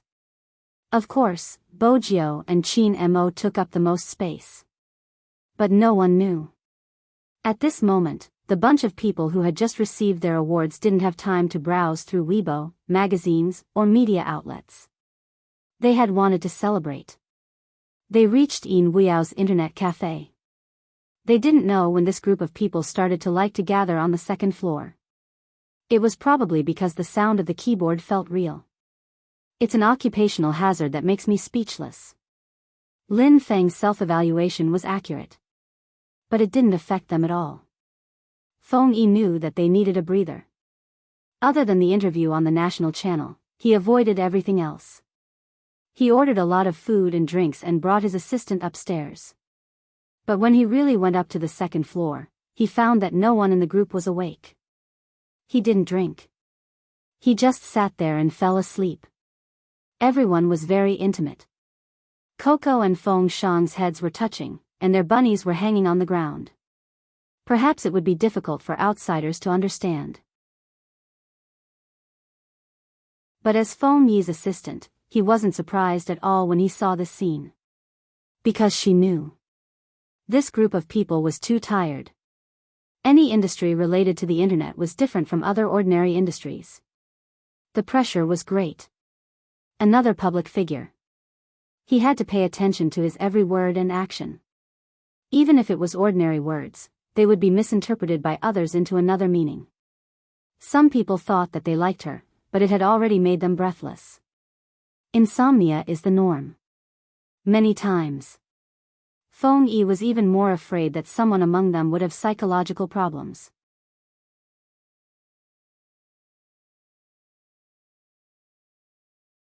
Chapter 1382. Feng Yi glanced at the few of them and lifted his chin towards the little assistant. The little assistant understood and immediately placed the things on the table. She raised her hand and adjusted the temperature of the air conditioner to the best. The weather in the north was especially cold at this time of the year. No one knew when it started snowing outside. Phony glanced at the calendar hanging on the wall. He hadn't expected the new year to pass so quickly. Both Little Spade and Uncle Ian had been here for a long time. Since the competition was over. It was time to find something for them to do. At the very least, he had to be the face of Supreme Alliance so that he could lure the newcomers in. After all, he was a businessman. The corners of Foam Yee's mouth curled up. He was back to being the smiling fox manager Foam. The little assistant shivered at the side. She felt as though her days of working overtime were coming back. Even so, when they left, they closed the door carefully. But Chin Mo had already woken up when the door was pushed open. He had been too lazy to get up since he was carrying someone in his arms. As for who he was carrying, there wasn't a need to elaborate, everyone knew. But very quickly, he kissed the person in his arms awake, his breath by her ear. His voice was calm. Are you pretending to be asleep because you're worried I'll settle the score with you? Bojo trembled from the kiss, opening her eyes. Brother Mo, let's not talk about such an unfriendly topic when everyone is asleep. Oh. Tell me, what topic is friendly? Chin Mo smiled, reaching out to push her hair to the side. His long legs were wrapped around her long hair. They could lie down horizontally but Chin Mo was too tall, so he had to lean sideways. Bojo's arms were still around his waist. No one knew how comfortable it was to hug the Almighty to sleep, hence, she had taken advantage of him when no one was paying attention. But now, it seemed like this position was disadvantageous to her. But long before she came, she had thought of a strategy. For example, let's talk about the other reward you promised me. The two of them always seemed to fall in love in a different way than others. Chin Mo glanced at the person who was raising her eyebrows at him. He reached out and pinched her face. Keep your claws. If you want a reward, get it. Don't do anything bad. Bojo watched regretfully as he pulled her hand out of his uniform. The Almighty was always so prideful. As his girlfriend, she couldn't even touch his abs. Without any bad things to do, Bojo could only lie there lazily. She looked like a hedonistic young master raised by a family, but she was a little listless. You look like you're not interested in the reward I'm giving you. Chin Mo pinched the face again. Bojo replied seriously, I don't show my emotions on my face. She was afraid of digging up her dark history. Not bad, you are very calm, Chin Mo said slowly. Bojo found the Almighty's attitude strange. After all, no matter how she looked at it, it didn't seem like he was going to give her a reward. Instead, it seemed like he was trying to trick her. Chin Mo suddenly said, wait a minute. Bojo was confused. What? Chin Mo stood up from the sofa, standing sideways. Just this alone made him look suave. It's not here, it's in the pocket of my jacket. Bojo paused, her hair sticking up as she stood up. Her handsome face looked a little cute. Was there really a reward? It wasn't a dark history.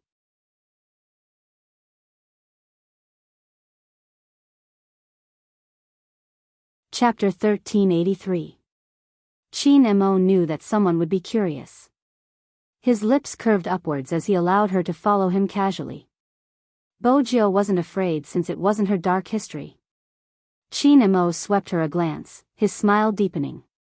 He held on to his jacket, his long legs leaning against the wall as he hooked his fingers in Bojo's direction. Bojo walked over. What is it? Chin Mo lifted his chin, gesturing for her to reach into his pocket. For her to take it herself? Her interest was piqued. She reached her hand in. The moment she saw it, her ears drooped.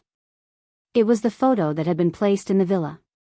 She knew she had a boyfriend like the Almighty. She couldn't rely on him to give her a diamond ring. The Almighty's favorite thing to do was to dig up her dark history. She would have to find time to ask her fans in the future. What should she do if her boyfriend had a special interest? I'm waiting online.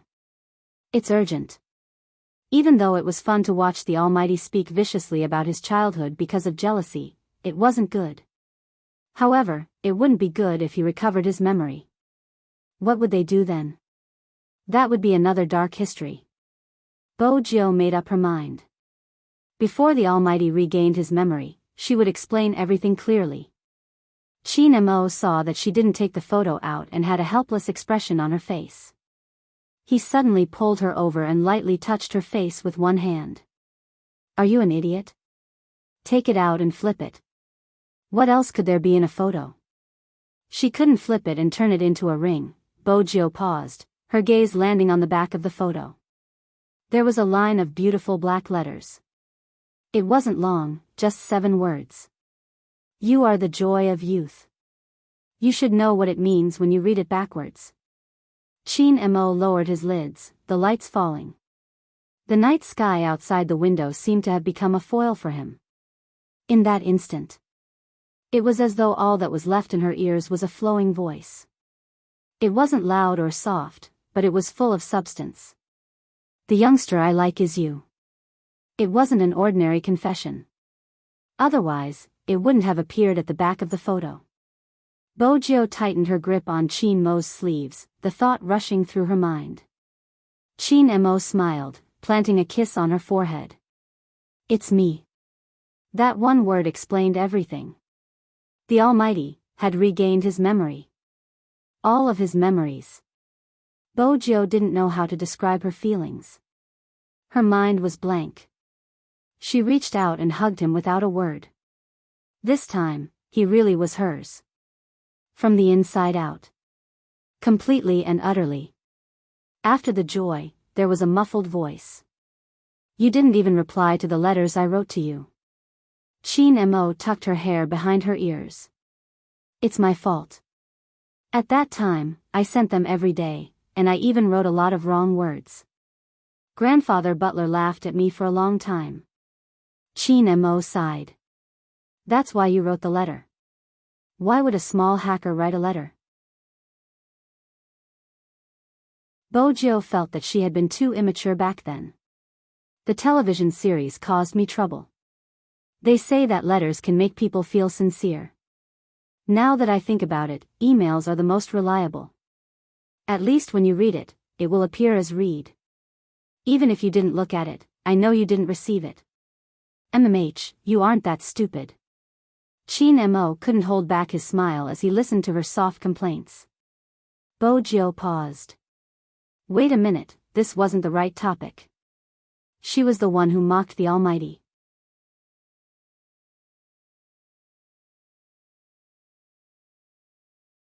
Chapter 1384. How did it feel to have such an intelligent and vicious boyfriend? Kiss him until he stopped talking. That was what Bojo did. She reached out and pressed onto Chin Mo's back, her lips lifting slightly as she leaned forward. Chin Mo hadn't expected this kiss. It was obviously a sudden kiss. But very quickly, he regained control of the situation. He pushed her away, his forehead pressing against hers. I have something for you. There was more? Bojo arched a brow. Chin Mo threw something over. A dark red household register? Bojo didn't have the chance to speak. Just then, the voice beside her ear rang again. I didn't say that I was going to give you me, this is the real thing. Bojo glanced up. How did you take out your household register? It should be more complicated to be in the military. Is it that difficult to leave it to your mother-in-law? Chin Mo kissed her eyes casually. Bojo coughed uncomfortably, her ears turning slightly red. Why did the Almighty say mother-in-law so naturally? But with the Almighty's household register, she could really tie him down. A domineering CEO would always take the household register of his sweetheart. From a certain point of view, it suited her. Of course, if the Almighty hadn't said anything else, the world would have been a better place. So, should we go home and have a good chat about your cheating during the competition? Bojo, she had indeed underestimated the Almighty's ability to hold a grudge. The result of the chat. It was after they returned home. He carried her onto the sofa and coaxed her to say many embarrassing things. She didn't last long under the intoxicating force. His heavy breathing and his handsome face, which was covered in a thin layer of sweat, made it hard for anyone to reject him, be it a man or a woman. Bojo wasn't sure when they had ended. She could only hear his pulse and heartbeat slowing down. Before the numbness in her body faded, he carried her again. The temperature in the room rose once more. She could hear the sound of water splashing on the floor. The mist, mixed with the sound, drifted over from her shapely lips. He was probably afraid someone would hear it. Bojo bit down on the sound instinctively. He chuckled lightly. Do you think the servants are still here? There's only us here. Bojo trembled. Slow, slow down. But he didn't know that such a voice would make people even more uncontrollable. Chin Mo thought she would never know how beautiful she was. Because her skin was too white and delicate. So every time, a thin layer of powder would appear on her body. Moreover, her face was always so hedonistic, with her hair sticking to the back of her ears. Especially when her clothes were wet, it would only make people want her even more, suddenly. Hot kisses fell on his body like flower petals. Bojo closed her eyes, enduring the pain. Good girl. The man's voice was deep, and when he disappeared into the night, he seemed even more sexy and seductive. When it was close to dawn, she realized that his hand was under her pajamas again. Bojo said, tired. His kiss landed beside her ear. Be good, apply the medicine. It's good for your body. Medicine? Bojo didn't have time to think about it. All he could feel was that person's gentle movements and the medicinal fragrance in his breath. Chin Mo was indeed holding medicine, specially prepared by someone. Such a prescription was rare. He had to find an old Chinese doctor, who used precious medicinal herbs gathered from the Qinghai Tibet line. It was indeed good for girls and could nourish their bodies. But it wasn't easy to get the medicine. The Chinese doctor had a strange temper.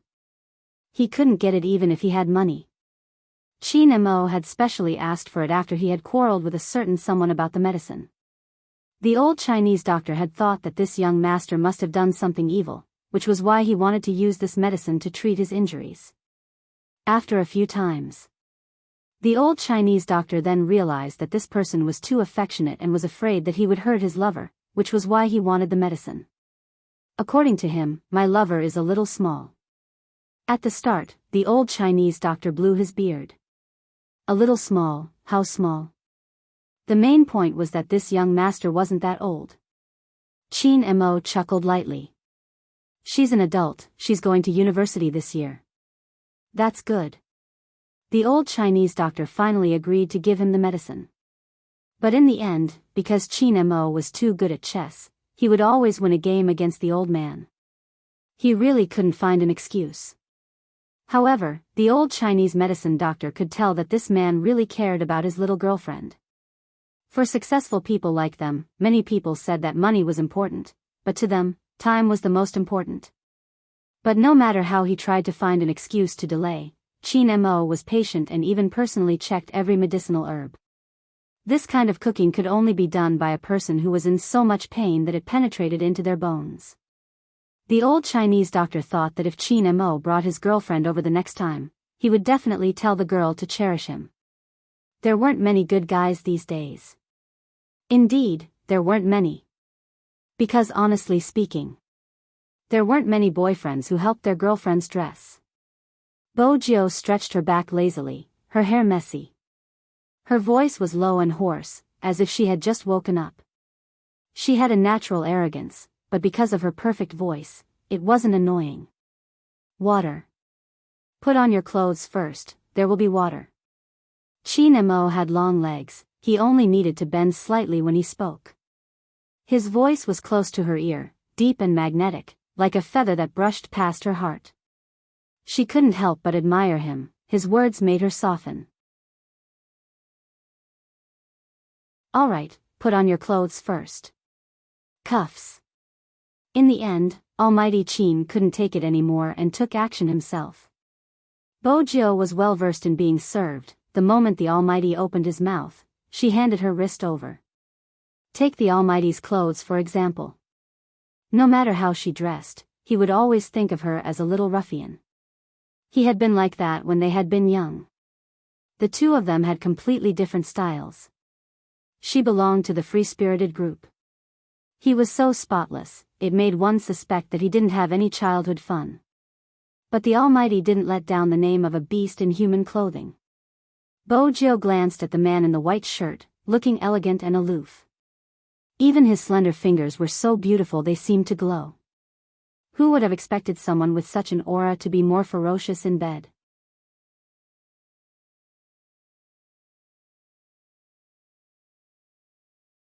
Chapter 1385.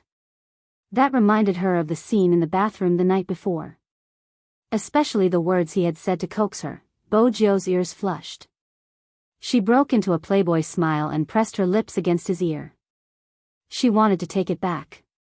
Unexpectedly, before she could move her lips, his breath settled. His eyes dimmed.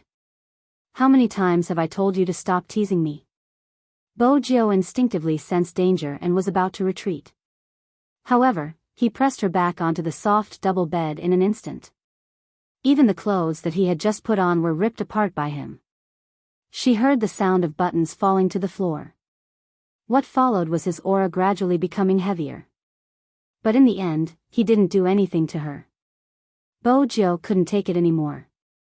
He buried his face into her neck, his voice so sexy it sent shivers down her spine.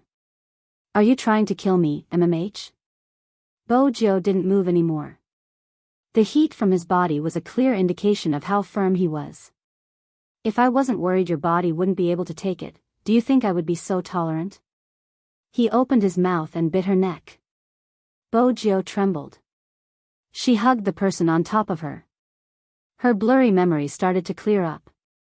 The Almighty had indeed applied medicine on her and it was in that place. Bojo blushed. She was completely obedient. She decided to take advantage of him like this. But this was the downside of being familiar with each other.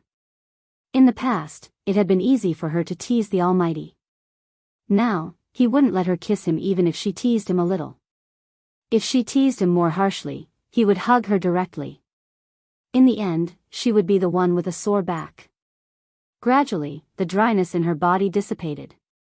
That was when Bojo realized that this position was indeed good for her. After all, it was rare to see the Almighty so dependent in someone's arms. She couldn't do anything about it. Her boyfriend had the heart of a princess. Bojo smiled, reaching out to touch his hair. Be obedient. Those 3 words were very light. He reached out and pulled her up by the wrist. Just like that, he carried her to the wardrobe. Bojo's legs were long and fair, giving off a messy sense of beauty. She was a good woman. She wasn't even close. There was no immortal chi on his body either. On the contrary, she was extremely beautiful. Even his eyes were filled with black mist. It was completely different from Qin Mo's aura. Someone once said that. Almighty Qin definitely liked those kind of pure and gentle women. After all, these people all had immortal chi on them. If they saw this scene, they would definitely be shocked. What Almighty Qin liked were long, narrow eyes, a mole with tears, long, snow-white legs, and a natural charm. All of these could not be compared to one word, her. Yes, he liked her. With this in mind, Qin Mo lowered his head and kissed a certain someone. Bojo wasn't bothered, her fingers brushing past the clothes hanging on it. He had probably brought her over so that she could choose for herself. Who knew that the Almighty didn't mean it that way? He picked a sweater and put it on her head. It's warm. Bojo had always prioritized her looks. Brother Mo, I'm not handsome anymore. *CK, wait a minute, what are you doing to my hair? After nearly 10 minutes of torment. After being dressed as a bear, Bojo finally regained her freedom. But before she could take 2 steps, he arched a brow. Little Bojo.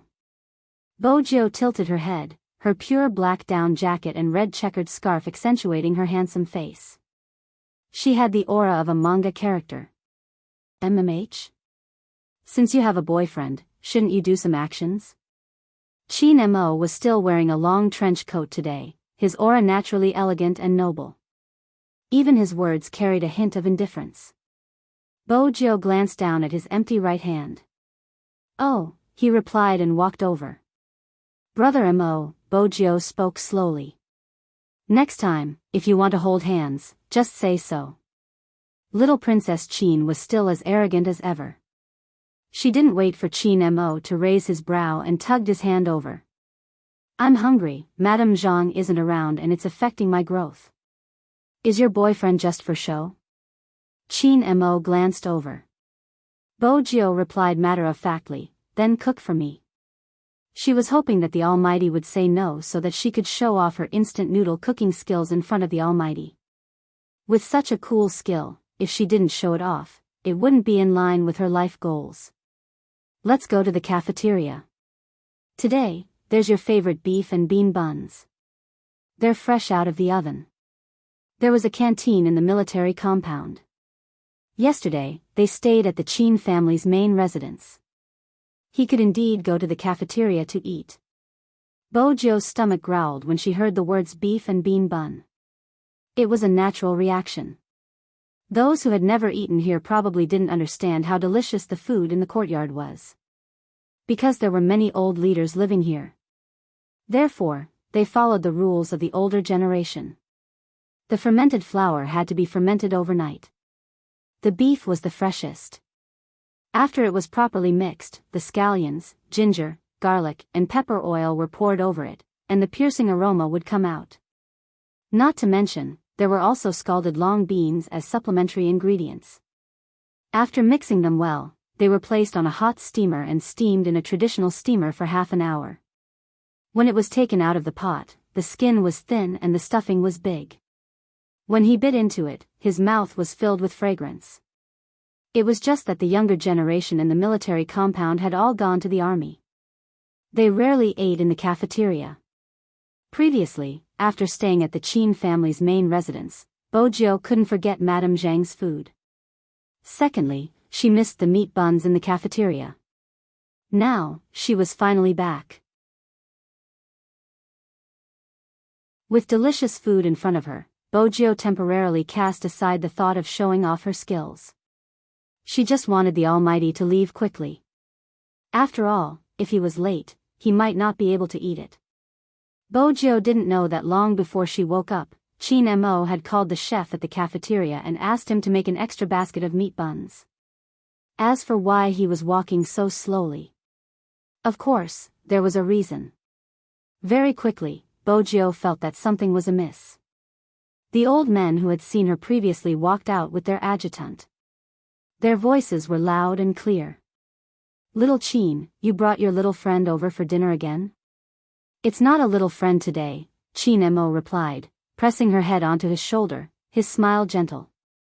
It's my girlfriend. Bojo was caught off guard. That was her expression. The old men inhaled sharply. Hadn't she been his little brother in the past? How did she become his girlfriend now? Almighty Chin gave a good explanation slowly. In the past, she was shy and didn't want to admit our relationship so quickly. Now that we're close, it should be fine after I tell the grandpas. This was the first time the old men had made a mistake. They started to crowd around Bojo. You're so mean. The little friend has become his girlfriend, no wonder your brother has to find a partner. Joe, just say it, when are you going to let us attend the wedding? Listen to your boyfriend, understand? Little Chin might seem cold but he treats people well. In the future, if little Chin insults me, you have to reprimand him.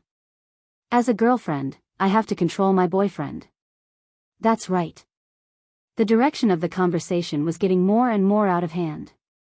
Chin Mo arched a brow. This was probably the only time Almighty Chin hadn't expected this outcome. Bojo was elated, holding on to her little Princess Chin's hand, full of aggression.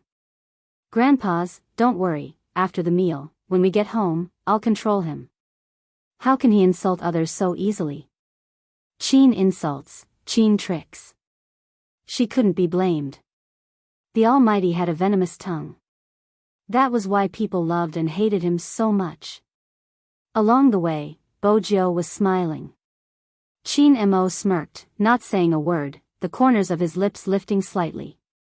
This idiot, didn't she realize what she had just said? Words like that would only be said after marriage, right? Perhaps, this was what dating was like. Inexplicably, it would feel sweet. Including when she was eating. It was the same. Bojo had always been a fast eater, even though her posture was elegant, she couldn't slow down. Chin Mo sat in front of her, wiping her mouth and taking food for her, much more than himself. This breakfast was really too much for him. Bojo couldn't move. Chin Mo pulled her over and massaged her stomach for her. Even his breath carried the refreshing scent of mint. Bojo smiled, thinking that it would be great if it was like this in the future. There probably weren't many people like this. When she had been young, he had been worried that she would get indigestion, so he would always rub her stomach.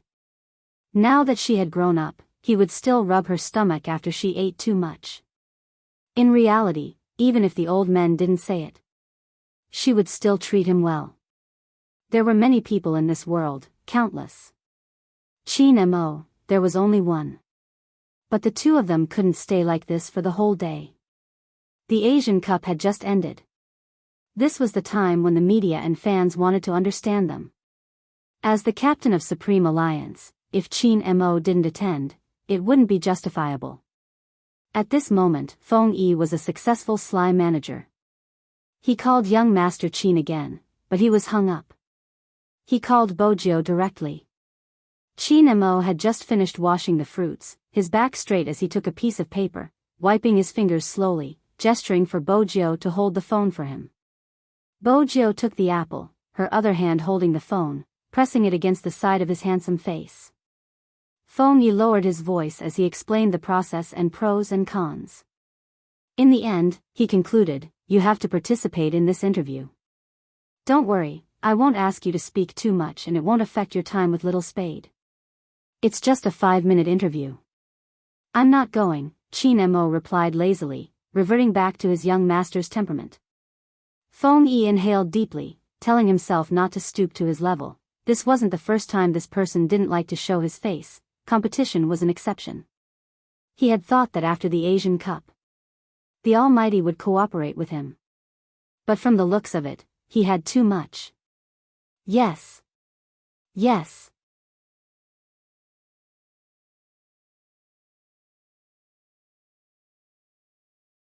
Chapter 1386. Before Feng Yi could finish, Chin Mo interrupted him. Chin Mo interrupted him, his voice nonchalant. Ask the organizers if they want to bring a family member. Little Spade? Feng Yi chuckled lightly. They definitely require a family member. Bojo, Chin Mo glanced at the person holding the phone, knowing that she had heard it as well. He smiled. What time is it? 1 p.m., on the top floor of the club. There had been people who wanted to interview them and this time, their wish came true. Chin Mo tilted his head. You heard it, the organizers require a family member. Bojo, just like that, the Almighty brought Bojo to the company. She wasn't really his family member. Anyway, she was the driver when they came here. When they reached the ground floor of the club, it was filled with fans. This was probably the effect of the Asian Cup. It would be too eye-catching if the two of them entered. Chin Mo was about to call the security guards to control the situation. On the other side, Bojo pushed the door open and walked out. She stuffed a hand into her pocket, her scarf covering her face. Chin Mo arched a brow. Bojo looked at him in confusion. She had already opened the door but the Almighty wasn't alighting. Chin Mo exchanged glances with a certain someone. When he heard the screams, Big Spade, my hubby, I want to give birth to your child, he broke into a sudden laugh. Your popularity isn't bad. His cold voice didn't sound like a compliment. Bo Jiao was confused. What was wrong with little Princess Qin? He definitely didn't hold hands. MMH. With that in mind, she turned and held onto the door frame with one hand. She planted a kiss on Qin Mo's face before tugging his wrist and walking forward happily. Qin Mo listened to the commotion and looked at the person who was dragging him forward. There was a faint smile in the bottom of his eyes. When the fans saw this scene, they had mixed feelings. Especially Qin Mo's fans.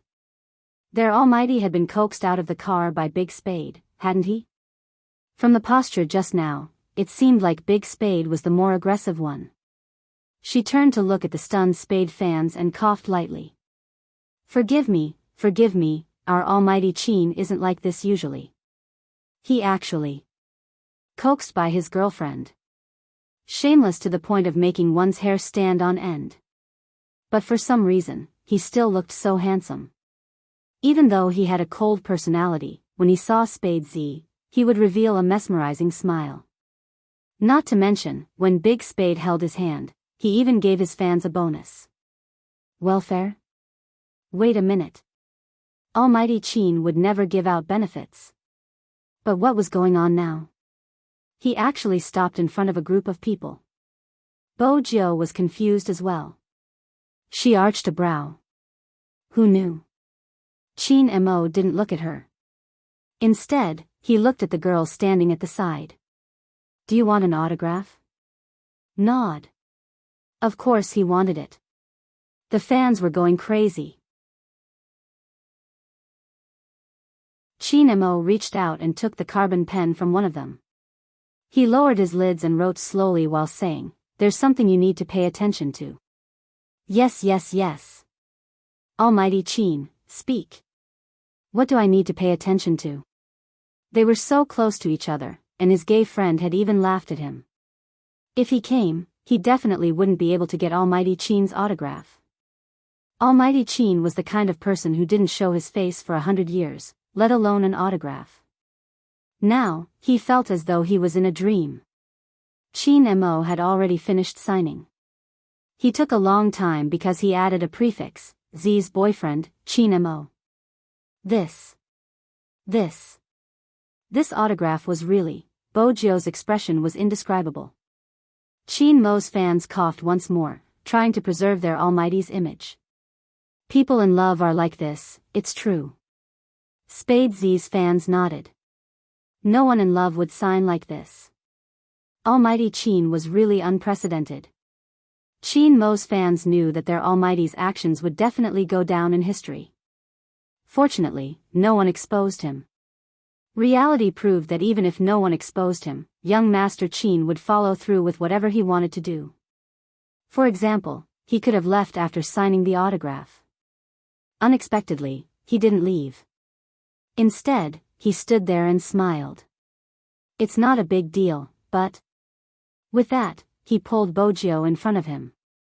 This person can only have children with me. As for the husband that you call him, it's impossible. The fans who were disqualified paused for a moment. So Almighty Qin had stopped to give them an autograph just to tell them this? This time, the Qin Mo's fans didn't know what to say. They could only cover their faces to express their emotions. Their Almighty Qin was really arrogant and full of jealousy. Very quickly, this scene became a trending topic on a certain blog. Zhao Sanpang, who happened to be doing a live stream today, saw it. Our brother Zhao had quite a number of fans. His fans would tease him. Hey, brother Zhao, you're even fatter today. But just a moment ago, the atmosphere was different. That was because the fans were asking a different question. Brother Zhao, when are you going to find a girlfriend? Zhao Sanpang wore his headphones, playing games while looking at the screen. He waved his hands. No, if I find one, what about my female fans? I have to be responsible for them. Brother Zhao, wake up. F***ck, Brother Zhao, how can you have female fans? You must be dreaming again. We are all blue avatars. Look at the logo, it's a guy. To be honest, Brother Zhao, even your archenemy Chin Mo has started dating. The only person I want to turn gay is in a relationship. Why aren't you doing anything? Zhao Sanpeng's fans knew that Chin Mo's name was his explosive point. Once it was mentioned, it would explode. As expected, Zhao Sanpeng stopped playing games. Manage, lock the screen, lock the person who wants to turn gay for Chin Mo. I only want straight men. F***ck, Chin Mo, that guy is a walking dog food. The fans immediately started shouting 666, he must have been provoked. Old Zhao, don't cry. It's okay if you don't have a girlfriend, you can hug your chubby self. Zhao Sanpeng was furious. I'm going to hug my head, I'm going to challenge Chin Mo to a duel tonight. I'll let him show off his dog food all day long. Who knew that as soon as he finished speaking? The bullet screen was full of comments. All of them had the same sentence. Don't go, I'm afraid you'll be beaten until you call me daddy. Zhao Sanpeng felt like he couldn't continue living like this. Why were other people's fans cute, while his were a bunch of rough guys who spoke the truth? No way. He had to post Chin Mo's shameless public display of affection in the WeChat group.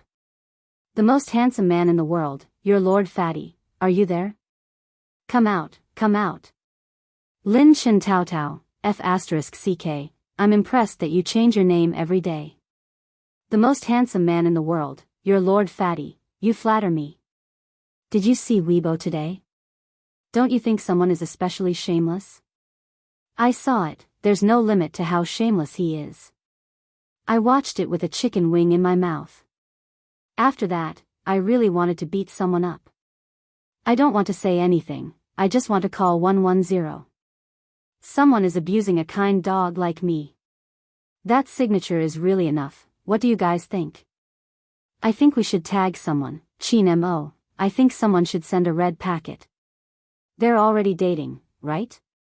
Chin Mo, send a double, since there are two of them, they should send a double. Forget about Little Spade, her boyfriend will send it, Chin Mo, it was probably because his phone kept ringing. Bo Jiu glanced over. It was a rare sight to see the Almighty sending a WeChat message. She wanted to see it. He wasn't going to let her. He blocked her with one hand and lifted his chin. Sit over there. Really, he was guarding against her like a wolf. Bo Jiu arched a brow. While he was lowering his lids, she pressed down on his wrist. She took the chance to take a few glances. Chin Mo chuckled. What is it? Mrs. Chin, are you checking on me?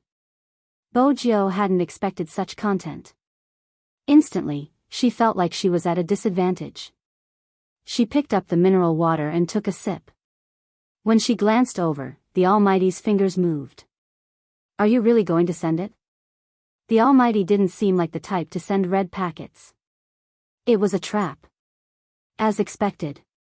Bo Jiu glanced at the screen again. The red packet had indeed been sent, but the name of the red packet was infuriating. Dog food. Bo Jiu could foresee that the Almighty's group would explode with the words Chin Mo is shameless. Chin Mo, on the other hand, was extremely calm. After sending the red packet, he kept his phone as though he wasn't the one who had started the fire. Bo Jiu couldn't help but take out her phone and enter WeChat. Chin Mo. If you have the guts, don't leave WeChat and don't turn off your phone. This was Zhao Sanpeng. Even through the screen, Bo Jiu could feel the resentment in his voice. Honestly, the hatred the Almighty had garnered today was enough for her to challenge a beast king. How did it feel to have such a boyfriend? He probably wanted to laugh. When the interviewer came in, he saw the faint smile on the youngster's face. It was probably because of her long legs as she sat lazily on the chair with a mineral water bottle in her hand. Even though he knew she was a girl, he couldn't help but admire her handsomeness. Bo Jiu glanced over slightly, her gaze landing on the employee's name tag. She stood up, stuffing a hand into her pocket as though she was about to leave. Chin Mo reached out and tugged on her sleeve. Bojo, MMH? Wasn't he going to do an interview? She wanted to take a stroll. Chin Mo replied nonchalantly, the organizers have arranged seats for the family members. The interviewer immediately replied, that's right, Almighty Z. Even though this is a solo interview, we hope for the family members to be around. The interviewer bit the bullet as such situations were rare. But if she still couldn't understand Almighty Chin's gaze, she wouldn't be able to stay in the industry. But she had to thank Almighty Chin for this. The worst case scenario was that Almighty Chin wouldn't be able to come. Unexpectedly, Almighty Chin wasn't the only one who came, even Spade Z was here. Their show had yet to start and they were already on fire. Bojo had always been cooperative with others. This was probably due to her upbringing. She had been like this ever since she was young. She might be cold but she wasn't emotionless. Her father had taught her to respect everyone's career since she was young. Hence, even now, Bojo wouldn't put anyone in a difficult position. She sat there, the floor-to-ceiling window behind her. Chin Mo had asked Assistant Zhang to send Princess over. She hugged him, intending to play with the cat for a while. Princess was infuriated. In order to express his anger, he kept purring. But this person wasn't threatened by him at all.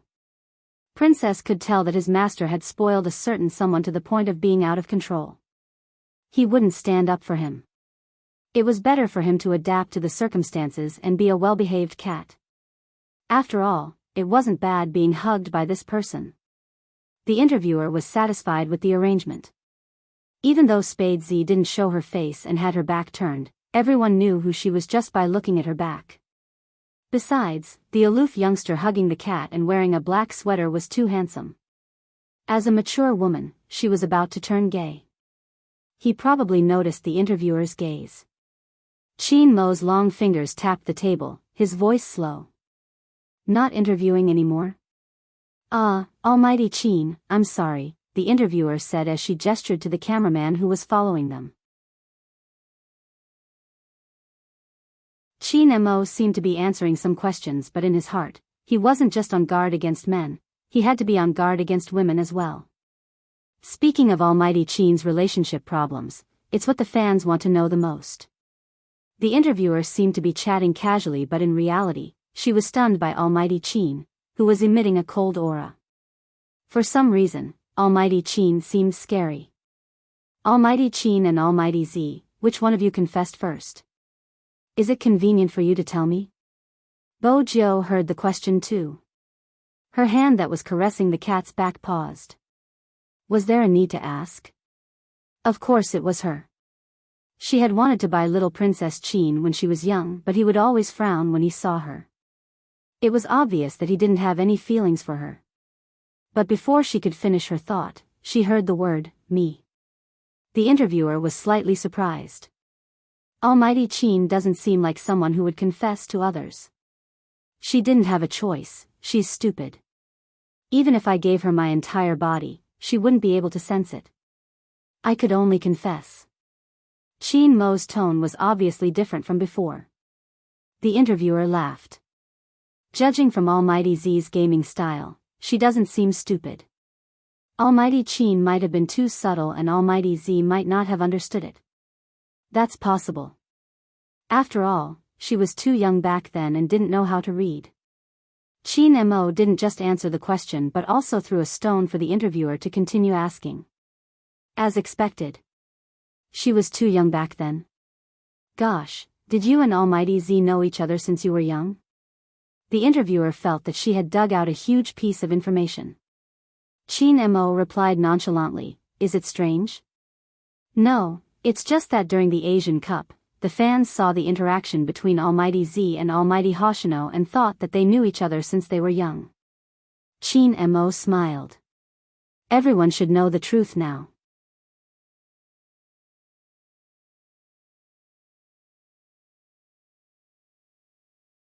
Chapter 1387.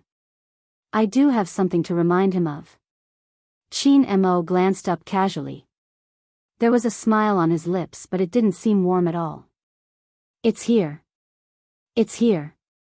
The female host was extremely excited. She had a premonition that the fans would definitely be concerned about such a question. After all, everyone had seen the scene at the Asian Cup. What is it?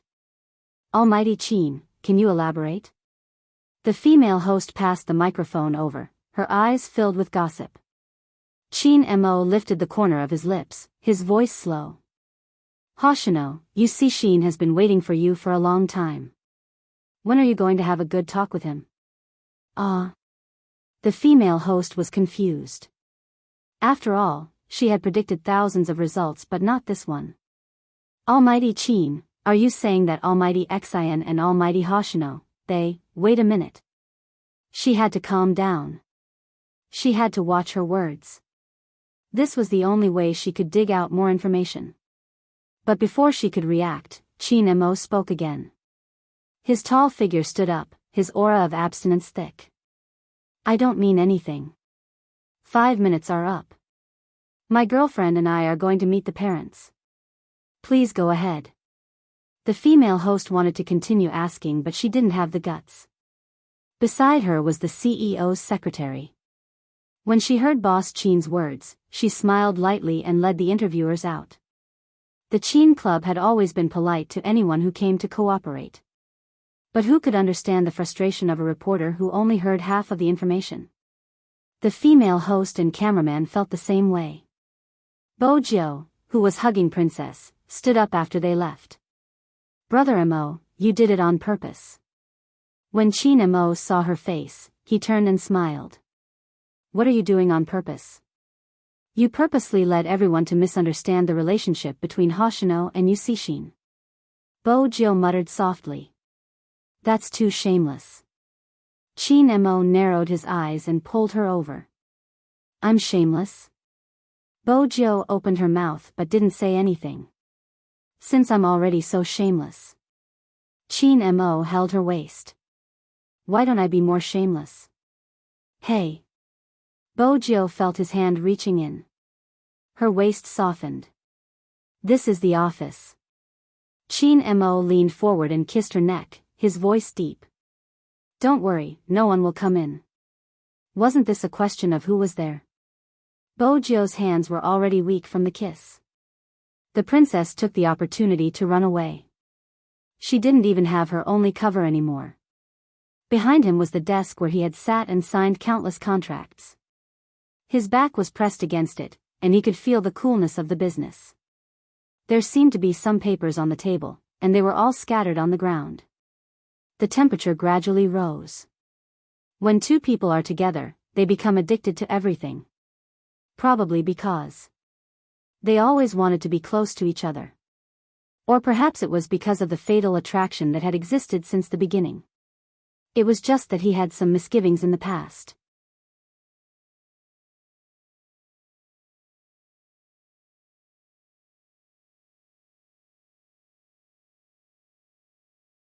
Chapter 1388. The numbness didn't dissipate even after his hand left her body. Bo Jiu felt that this couldn't go on. Every time, the Almighty would use his charm on her. She couldn't just let herself sink into it. Actually, this time, he didn't do anything because he had considered her body. But the more he did that, the more she heard his panting beside her ear, the more numb her back felt. Less than a quarter of an hour had passed. The temperature in the room dipped. Only then did he pull her up and take her to wash her hands. Bo Jiu was always the one being taken care of. Seeing him tilt his head, she couldn't help but say, Brother Mo, why did you tell the host that you confessed first? I was the one who confessed first. I wanted to buy you the first time I saw you, but you rejected me. Chin Mo was speechless. It's not good for your reputation to say that the girl took the initiative. Chin Mo's attention wasn't on this, he was nonchalant. Bo Jiu paused. She was worried that it would damage her reputation. Was that why he said that? What should she do? She always liked the person standing in front of her more than the day before. He seemed to be like this forever. He thought a lot for her in places you didn't know. When they were alone, he was so arrogant that he wanted you to chase after him. But in front of outsiders, he was the one doing everything. "What are you doing, little Bojo?" Chin Mo helplessly allowed the person in front of him to hug his waist. There were still bubbles in his hands. He could only look at her and arched a brow. "Do something bad and I'll throw you out." Bojo laughed. She was full of playfulness, completely unbothered by his threat. Chin Mo looked at her hedonistic young master's behavior, and there was a smile in the depths of his eyes. It was rare for them to have such moments. They sat in a room. He read his contract while she played with her cat. Every 10 minutes or so, he would walk over and pinch her face or kiss her. Bojo felt that she was a qualified study boy. Even though she didn't need to make tea or pour water, she could help the Almighty during his boring times.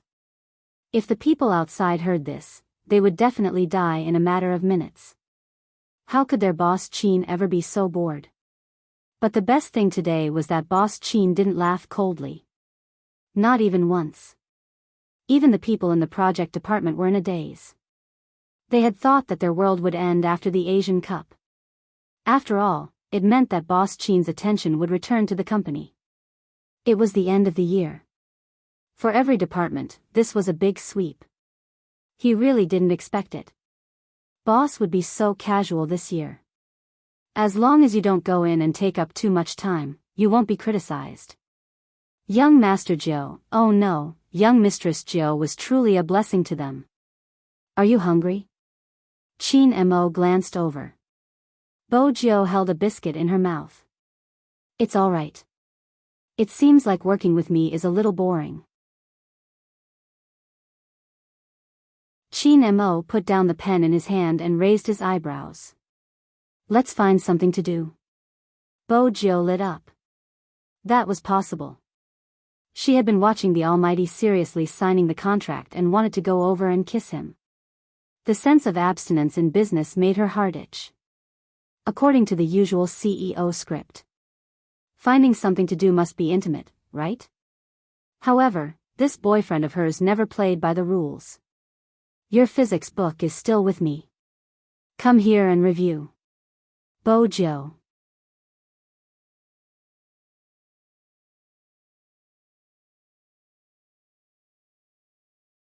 Chapter 1389. Bojo felt weak and listless. On the other hand, the Almighty was as noble as ever. He held the pen in one hand and tapped her forehead. "Don't tell me you don't know how to do this question. Brother Mo, don't you think it's a waste to use our time together to revise physics?" Bojo tried to pull the atmosphere back. Chin Mo looked at her. "I don't think so." There was no way to continue chatting on this day. Bojo glanced at the physics knowledge in front of her. She couldn't help but reach out and grab her hair. She was the young lord of the hacker world, but she couldn't even handle a single lesson. Losing in this aspect was really, Chin Mo could probably tell that a certain someone was depressed. He liked to see her like this. It's time for the final exam. If you don't work hard and do well, how are you going to face your mother-in-law? It was supposed to be a simple test. Hearing the Almighty's words. Why did he really have a psychological burden? Wait a minute. A person like Movie Queen and probably wouldn't care about results. Bojo tilted her head. Movie Queen and cares about the results? In the past, I was always first, what do you think? Chin Mo asked slowly. Bojo became serious. Little did they know. What Chin Mo said was true. But there was something he didn't mention. When Chin Mo had been in high school, Movie Queen had always wanted to grab her son to go shopping. Every time, her cold little boy would say, "Mom, I still have to study," as an excuse. At that moment, Movie Queen said, "It's okay if you fail." It could be seen that after such an analysis, little Bojo was tricked again. But this time, Chin Mo was the first to admit defeat. He just liked to see her depressed expression, but he didn't want her to forget to eat and sleep. Chin Mo frowned when he saw that she wasn't even drinking the water he fed her. He moved the physics book away. Bojo glanced up. "I'm not done. There's no need to look."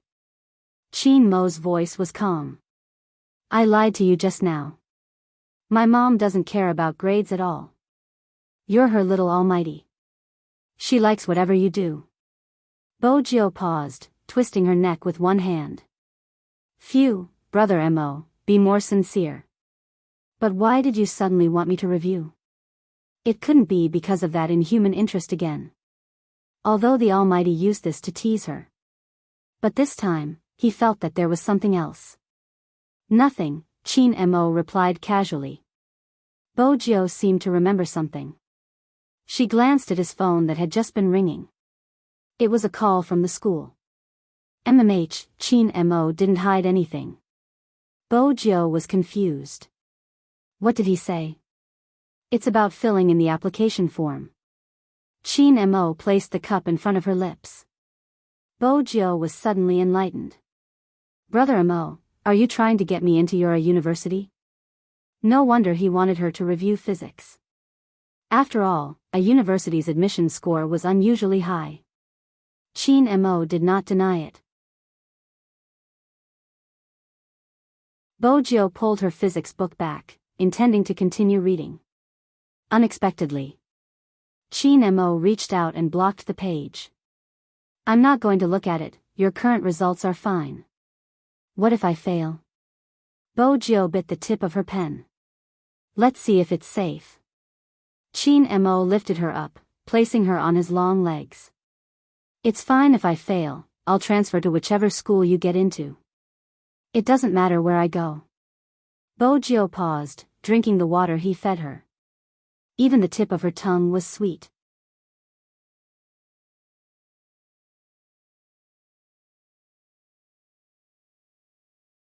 Chapter 1390. But his handsomeness only lasted for a second. The next second. But even so, you still have to read the physics book. Bojio, just as the two of them were in the office. The members of the Japanese team were shopping.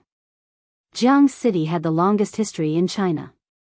There were many places worth visiting. Moreover, the competition had already ended. There wasn't any psychological burden when they played. Of course, that was at the beginning.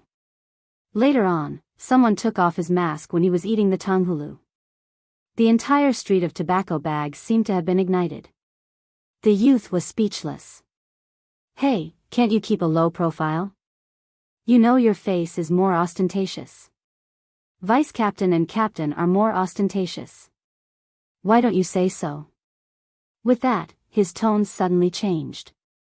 He looked at the tanghulu in his hand, his eyes round and clear. Good news. It was so delicious. The youth snatched it over. The speed at which they avoided the fans was very fast. It could be seen that they were a group of experienced fans. Yusishin and Hoshino were nonchalant from the start to the end. Especially Yusishin. Before a certain idiot took off his mask, he had already entered the shop next door and picked out a paper fan with a Chinese flavor. It should look good with the kimono at home. After choosing, he realized that he didn't bring his wallet. He pursed his thin lips. He dialed a certain someone's number. The paper fan shop on the right, come over. Hoshino was wearing a mask too. He was wearing a pure white down jacket. The design was huge and there was a circle of pure black fur on the collar. Not many men could wear such clothes. But Hoshino was obviously an exception. His legs were too long. Coupled with the aura he had, any clothes on him would look like luxury brands. Hoshino didn't say much when he saw Yusishin calling him over. He just threw his wallet to him. Yusishin took it and gave 3 pieces to the cashier. It was a normal action. But it made the eyes of the surrounding girls who were shopping for paper fans light up. After all, in China, no man would buy paper fans. Besides some cosplayers, they were gay. But the aura of these two people didn't seem like cosplayers. Could they be a couple? They were all wearing masks. Yusishin noticed the gaze from the side but didn't say anything. He just smiled devilishly, making it hard for others to understand him. Most of the media who received the news were attracted away by the other members of the Japanese team. In other words, they were too busy chasing after their target and didn't realize that there was a bigger fish behind them. Of course, there were also lucky reporters who followed them. There was a new esports enthusiast. Because the camera he was carrying was too heavy, he couldn't run anymore. He wanted to order a stew to cook first. He didn't expect that as soon as he got the stew, he would be stopped by two people walking towards him. Believe big? Star God. Even though both of them were wearing masks. But for the Japanese fans who had been there for 5 years, it was a piece of cake to distinguish them. He couldn't care less about eating. He took the camera and walked around, blocking in front of Yusishin. He mustered up his courage. You must be Shinda.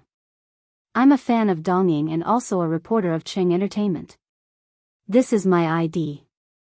Due to the different regions, the cultural differences were also different. After he finished speaking, he added the word please at the end. Yusishin originally thought that most of the reporters had left. He didn't expect there to be one more. But to him, it wasn't a big deal.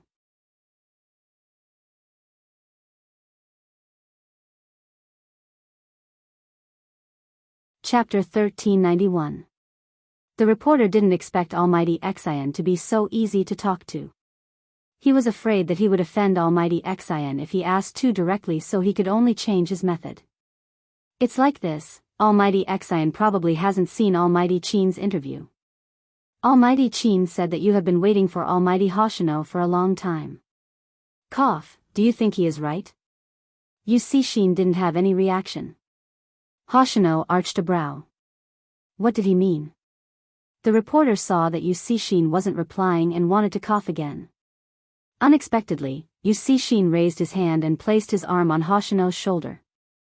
He lifted the corners of his lips. Do you think he is right? The reporters were all stunned at that moment. He even forgot to press the camera button. When he came back to his senses, Yusishin had already taken a step forward. Almighty Hoshino was in the crowd too. But his voice could be heard. You did that on purpose, right? Isn't it good to verify Qin Mo's words? Heh, it's probably because you're too threatening. Hoshino, haven't you realized something? You and Z are too intimate. Yusishin was nonchalant. As a boyfriend, he shouldn't be happy to see such intimacy. Hoshino laughed lightly. As Z's boyfriend, shouldn't he be prepared for this? Z has always been likable. Yusishin, what's the meaning of that flaunting expression? He didn't want to shop anymore. Seriously, there wasn't much to shop. Yusishin narrowed his eyes. His slender figure was about to leave. If Hoshino hadn't pulled him back. Go over there and take a look. What are you looking at? Yusishin's young master's actions were devilishly handsome. Hoshino's voice was as gentle as usual. Don't you need to raise the little thing you brought back? I really don't understand whether you are the master or me. We don't have enough cat food. There's a shop over there, we can buy some. Yusishin didn't say much. After walking a few steps, he said faintly, you are more attentive to a cat than to me. Tobacco Bag Slanted Street was especially crowded at this time. There were sounds everywhere. In addition, they had to avoid the reporters and fans who might recognize them. Hence, Hoshino didn't hear what Yusishin said. She tilted her head. Her face was still covered by a mask, revealing only a pair of ink-like eyes. What did you just say? Nothing. Yusishin stuffed his hands into his coat pocket, acting like a rich young master. Where's the shop you mentioned? Hoshino walked forward. Why would someone who doesn't even know the cat food store bring a cat home? I met it when I was cleaning up the people. It was raining. I can't possibly get rid of the cat too. Yusishin said this casually. Hoshino could almost imagine the scene at that time. It was definitely a group of black-clothed men. He stood at the very front, looking so lazy that he didn't seem like he was here to capture anyone, but he was more sinister than anyone else. Of course, he didn't have to clear the place. But the actions of the fifth-generation head had never been difficult to understand. That was why he was able to subdue his subordinates and make them obedient. He must have seen a cat on the side of the road on a rainy day after cleaning up, so he opened his leather jacket with a cigarette in his mouth and carried the cat back into his arms. This person had no affinity with animals. He had seen him with a cat print on his chin. It was probably because his face was too ostentatious, so ostentatious that even the cat couldn't stand it. In addition, when he came back, he just threw the cat away. He was even more arrogant than the cat. In high school, this person could defeat a group of people alone. They would meet on the rooftop of the school and within a day, he would become the boss. He had been like this ever since he was young. He hated it when people said that he was beautiful. If anyone dared to talk about his looks, that person would be at the end of his life. Hoshino smiled. He pushed the door open and walked into the pet shop. Other than cat food, there was nothing else he wanted to buy. But the interview that the reporter mentioned. It seemed like he should take a look. Shin really felt aggrieved as the owner of the house. He switched off his phone. Shin Mo had better keep an eye on Z. But even if he didn't, there was nothing he could do. In China, Z couldn't do anything wrong. Shin was most worried that Shin Mo didn't have enough control over his side and Z would return to the Fifth Avenue. If that was the case, Hoshino would follow her. The young lord of the hackers. Honestly speaking, he was interested in the past. But now, he didn't have a good impression of her. Hoshino didn't know what he was thinking. He took a bag of cat food and passed it to Shin. How does it taste? Shin took it and placed a piece in his mouth. His expression was as arrogant as ever. Not bad. The people in the pet shop were all shocked. Such a handsome person just put cat food in his mouth? Hoshino paused and pinched his face. Spit it out. Spit what out? You're not the one asking me about the taste. It was obvious that Shin had forgotten where they were. Hoshino smiled helplessly. There was a smile in his voice. Hey, I asked you to smell it, not eat it. That's cat food. Shin, not wanting to talk was probably the portrayal of Shin, the big boss, today. Hoshino knew that he couldn't understand some Chinese. After picking a bag, he turned and asked, "Do you want another bag?" Shin scoffed. "One bag isn't enough for that stupid cat. I'm not buying it for it." Hoshino took out his wallet. His fingers were slender. "The extra bag is for you." Shin narrowed his eyes. "Do you want to fight?" "Sure." Hoshino took the bag. "Let's go back." The reporter who was eavesdropping outside rubbed his nose. It seemed like gay love was a lie. The internal situation in Japan wasn't peaceful. It was obvious between the vice captain and the captain. The vice captain didn't listen to the captain. But how should he write the topic? It was really difficult for this iron-willed newbie. No matter what, he had to post the photo online. Although Exionde put his hand on Hoshino's shoulder, he felt that he was joking. Buying cat food was more realistic. At least there was a conflict between the two of them. MMH. Right. That's right. Create a conflict. The newbie reporter felt that his idea was good. After all, there was a topic with a conflict. This was an unknown rule on the internet. Someone would definitely pay attention to it. After all, the vice captain was going to fight the captain one-on-one. The more he thought about it, the more he felt that it was a good idea. After posting the photo, the newbie reporter decided to give the two of them some space and didn't continue to follow up. After about 3 minutes, he went on Weibo to take a look. The scene he imagined didn't happen at all. Instead, a bunch of people were saying, "Ah ah ah. Let's go buy cat food together. It's so loving. I'm definitely on the Hoshino CP."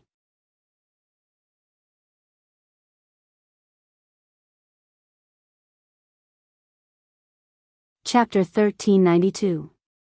The public display of affection had been going around the internet the entire day. She had assumed it was over. But the more Bojio looked at the household register that the Almighty had given her, the more she felt there was something in it. She took some time to put on her uniform before heading downstairs. After the interview, the crowd had dispersed. Supreme Alliance's official fans had a sense of order. They were more enthusiastic than anyone else when they visited. But they also understood that it wasn't good to stay here. Hence, after the event ended, the fans packed up their banners and went back to edit. Almighty Chin's words and actions were enough for a year's worth of love videos.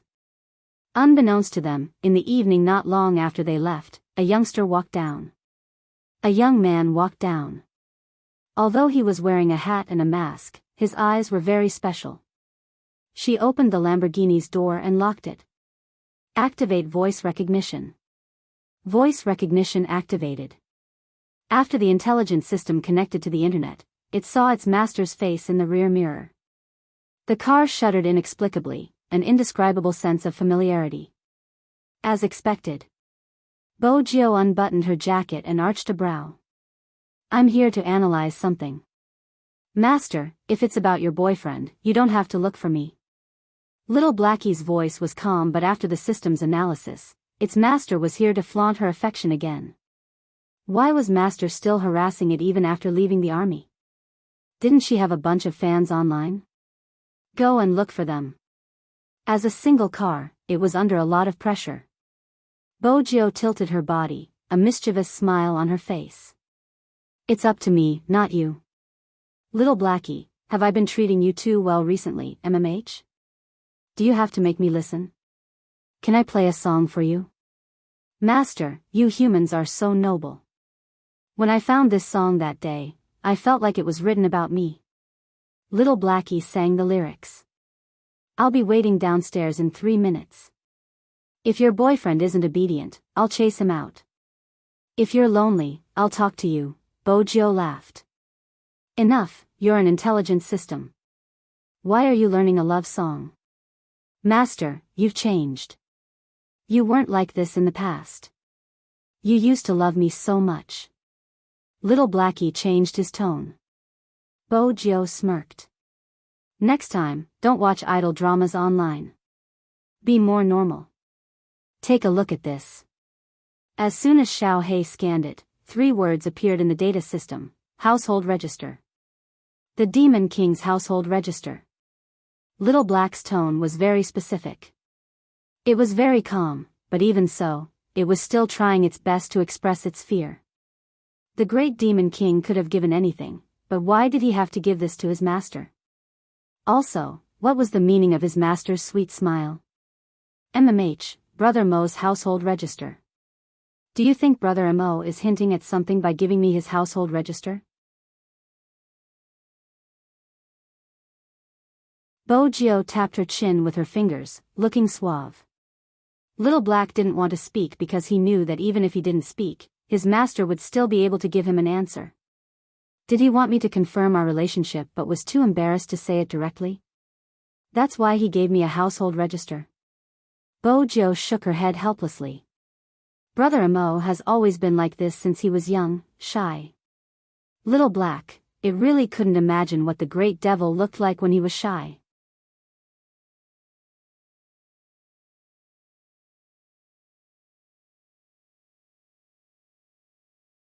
Chapter 1393. At this moment, Bojio couldn't hear Little Blackie's shouts.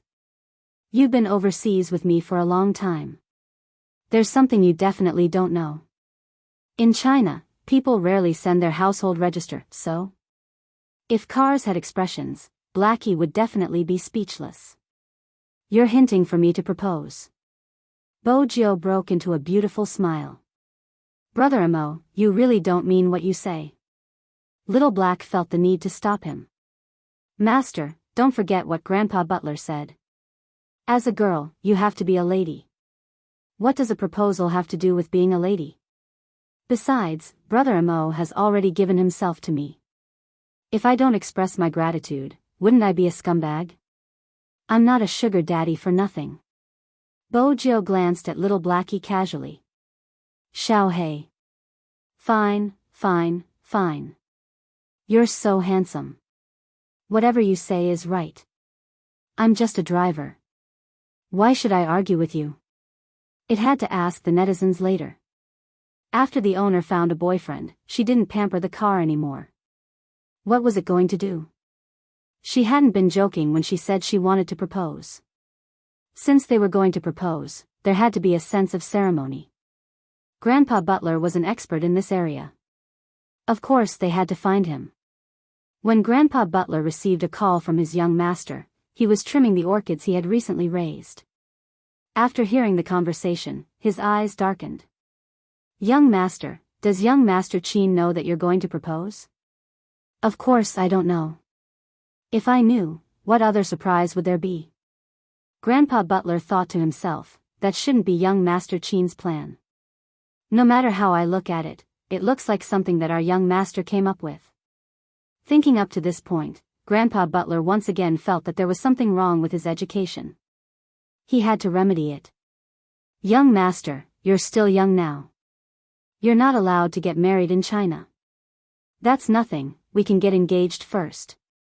Bojo leaned against the back of the car, her gaze bright. Grandpa Butler. When their young master became smart, there was really no way to save him. All right. Grandpa Butler took off his gloves. Get engaged first. After all, this is China. As long as they didn't get married, if young Master Qin did anything wrong to young Lord in the future, he could still bring young Lord back to the Fifth Avenue. After all, it was convenient to do anything there. Here, young master has to redo the messaging system. Of course, although it took time, it was easy for the king of hackers. However, Grandpa Butler hadn't even thought about moving their headquarters to Huaxia. When the boss was still alive, he wanted to return to his homeland many times.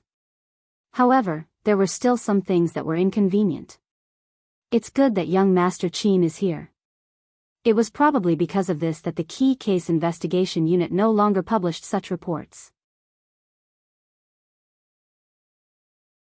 What they were thinking was that since young Master Qin could restrain young Master, things wouldn't be too chaotic in the future. In reality, the restrictions were mutual. In the end, it was those two who were willing. He found a balance between black and white. This balance would not be broken in the near future. Grandpa Butler was worried about the future. This time, for the sake of the Asian Cup, young Master wanted to participate in the movie. He still had to find an internal solution. At the very least, no one would think that it was really Z. He had to make them feel that young Master was only acting, also, about the proposal. Grandpa Butler stretched out his hand, like a perfect gentleman, and pressed his forehead. Since the young Master was serious.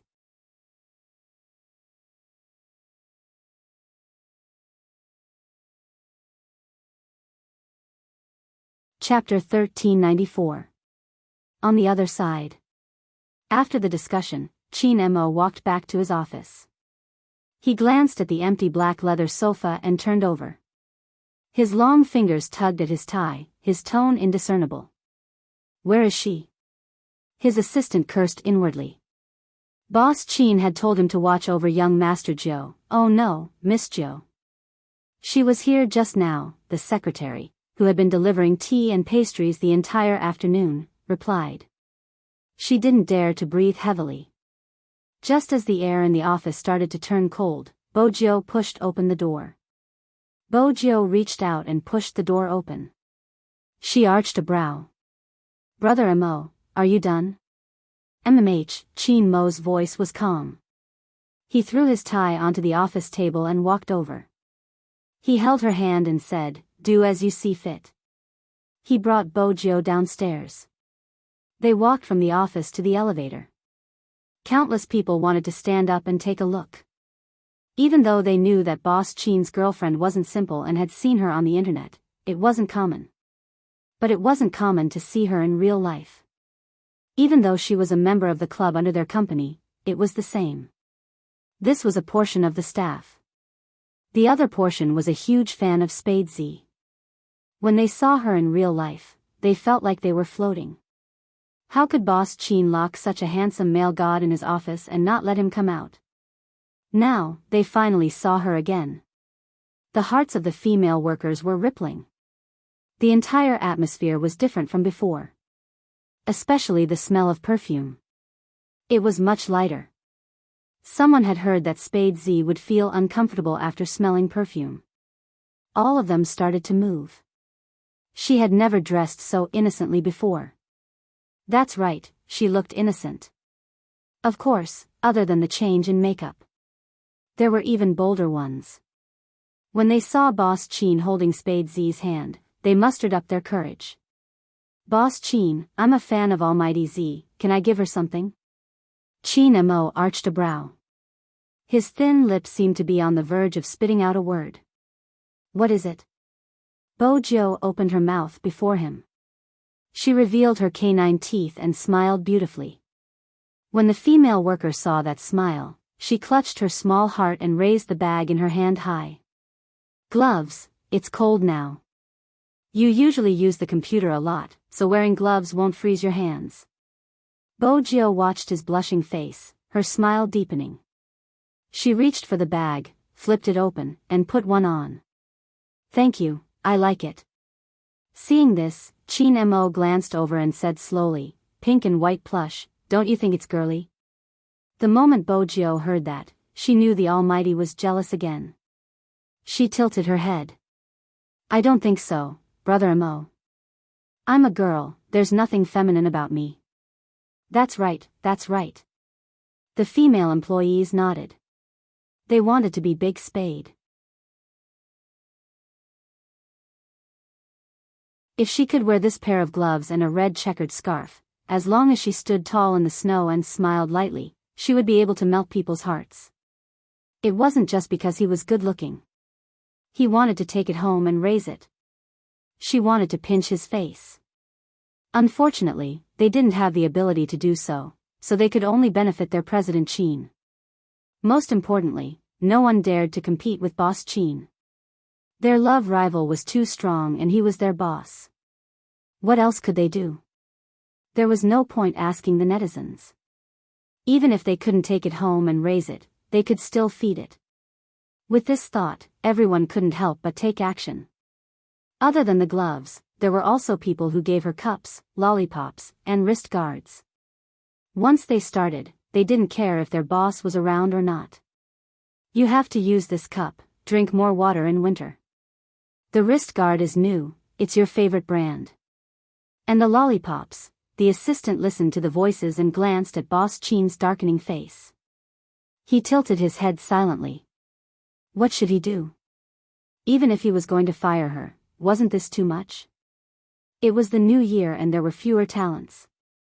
The company was also tight on manpower. Young Master Jiu, oh no, Miss Jiu, why did the sisters like her so much? Speaking of which, these people were usually very efficient, and they were also swift and decisive in doing things. If they weren't swift and decisive, they wouldn't have been able to enter this floor. Why did they all change the moment they saw Miss Jiu? Their faces were filled with shyness. They looked as though they wanted to hug her and kiss her. Was this still the elite female team of the Chin group? They hadn't been like this when they saw Boss Chin during the interview. The omnipotent special assistant couldn't understand this point. Bo Jiu's type was the one that attracted both men and women, regardless of age. She was the favorite of the sisters and aunties. There were so many gifts that Bo Jiu couldn't carry them all with both hands. This was probably the limit of Chin Mo's patience. He tilted his head and glanced at the assistant behind him. That gaze was extremely cold. The assistant wiped his cold sweat and immediately went forward. Miss Jiu is busy, please pass me the gifts and I will pass them to you. Let me remind everyone, we are working hours now. Even though he said that, he was screaming in his heart. Didn't you see Boss Chin's expression? He looked as though he had knocked something over. The assistant was there to deal with the aftermath. Chin Mo grabbed the back of her collar and entered the elevator. The others didn't let them in. After pressing the first floor, he turned his hand and pressed onto Bo Jiu's shoulder, pushing her into the elevator. His other hand was placed above her head, his body leaning down. There was a smile on his face, but it didn't look like he was happy. Is the candy delicious? I'm not sure if it's considered delicious. Bojo smiled faintly and lifted her chin. Why don't you try it? Qin Mo looked at the pale lips that were inches away from him. There was still a trace of light. He reached out and pinched her face. You accepted someone else's gift and you still want me to kiss you. Little Bojo, dream on. Bojo, she was rejected by her boyfriend every day. Who else would date like her? But she had no choice, she liked little Princess Qin. Even if he didn't allow her to kiss him, she would still kiss him. This time, Qin Mo didn't hide. Instead, he lowered his head and used his empty right hand to grab her waist, changing the intensity of the kiss completely. He didn't give the elevator a chance to open. This building belonged to the Qin group. Moreover, it was the elevator's password. Moreover, this elevator was originally exclusive to the president. Unless there was something special, Qin Mo was the only one who had the right to use it.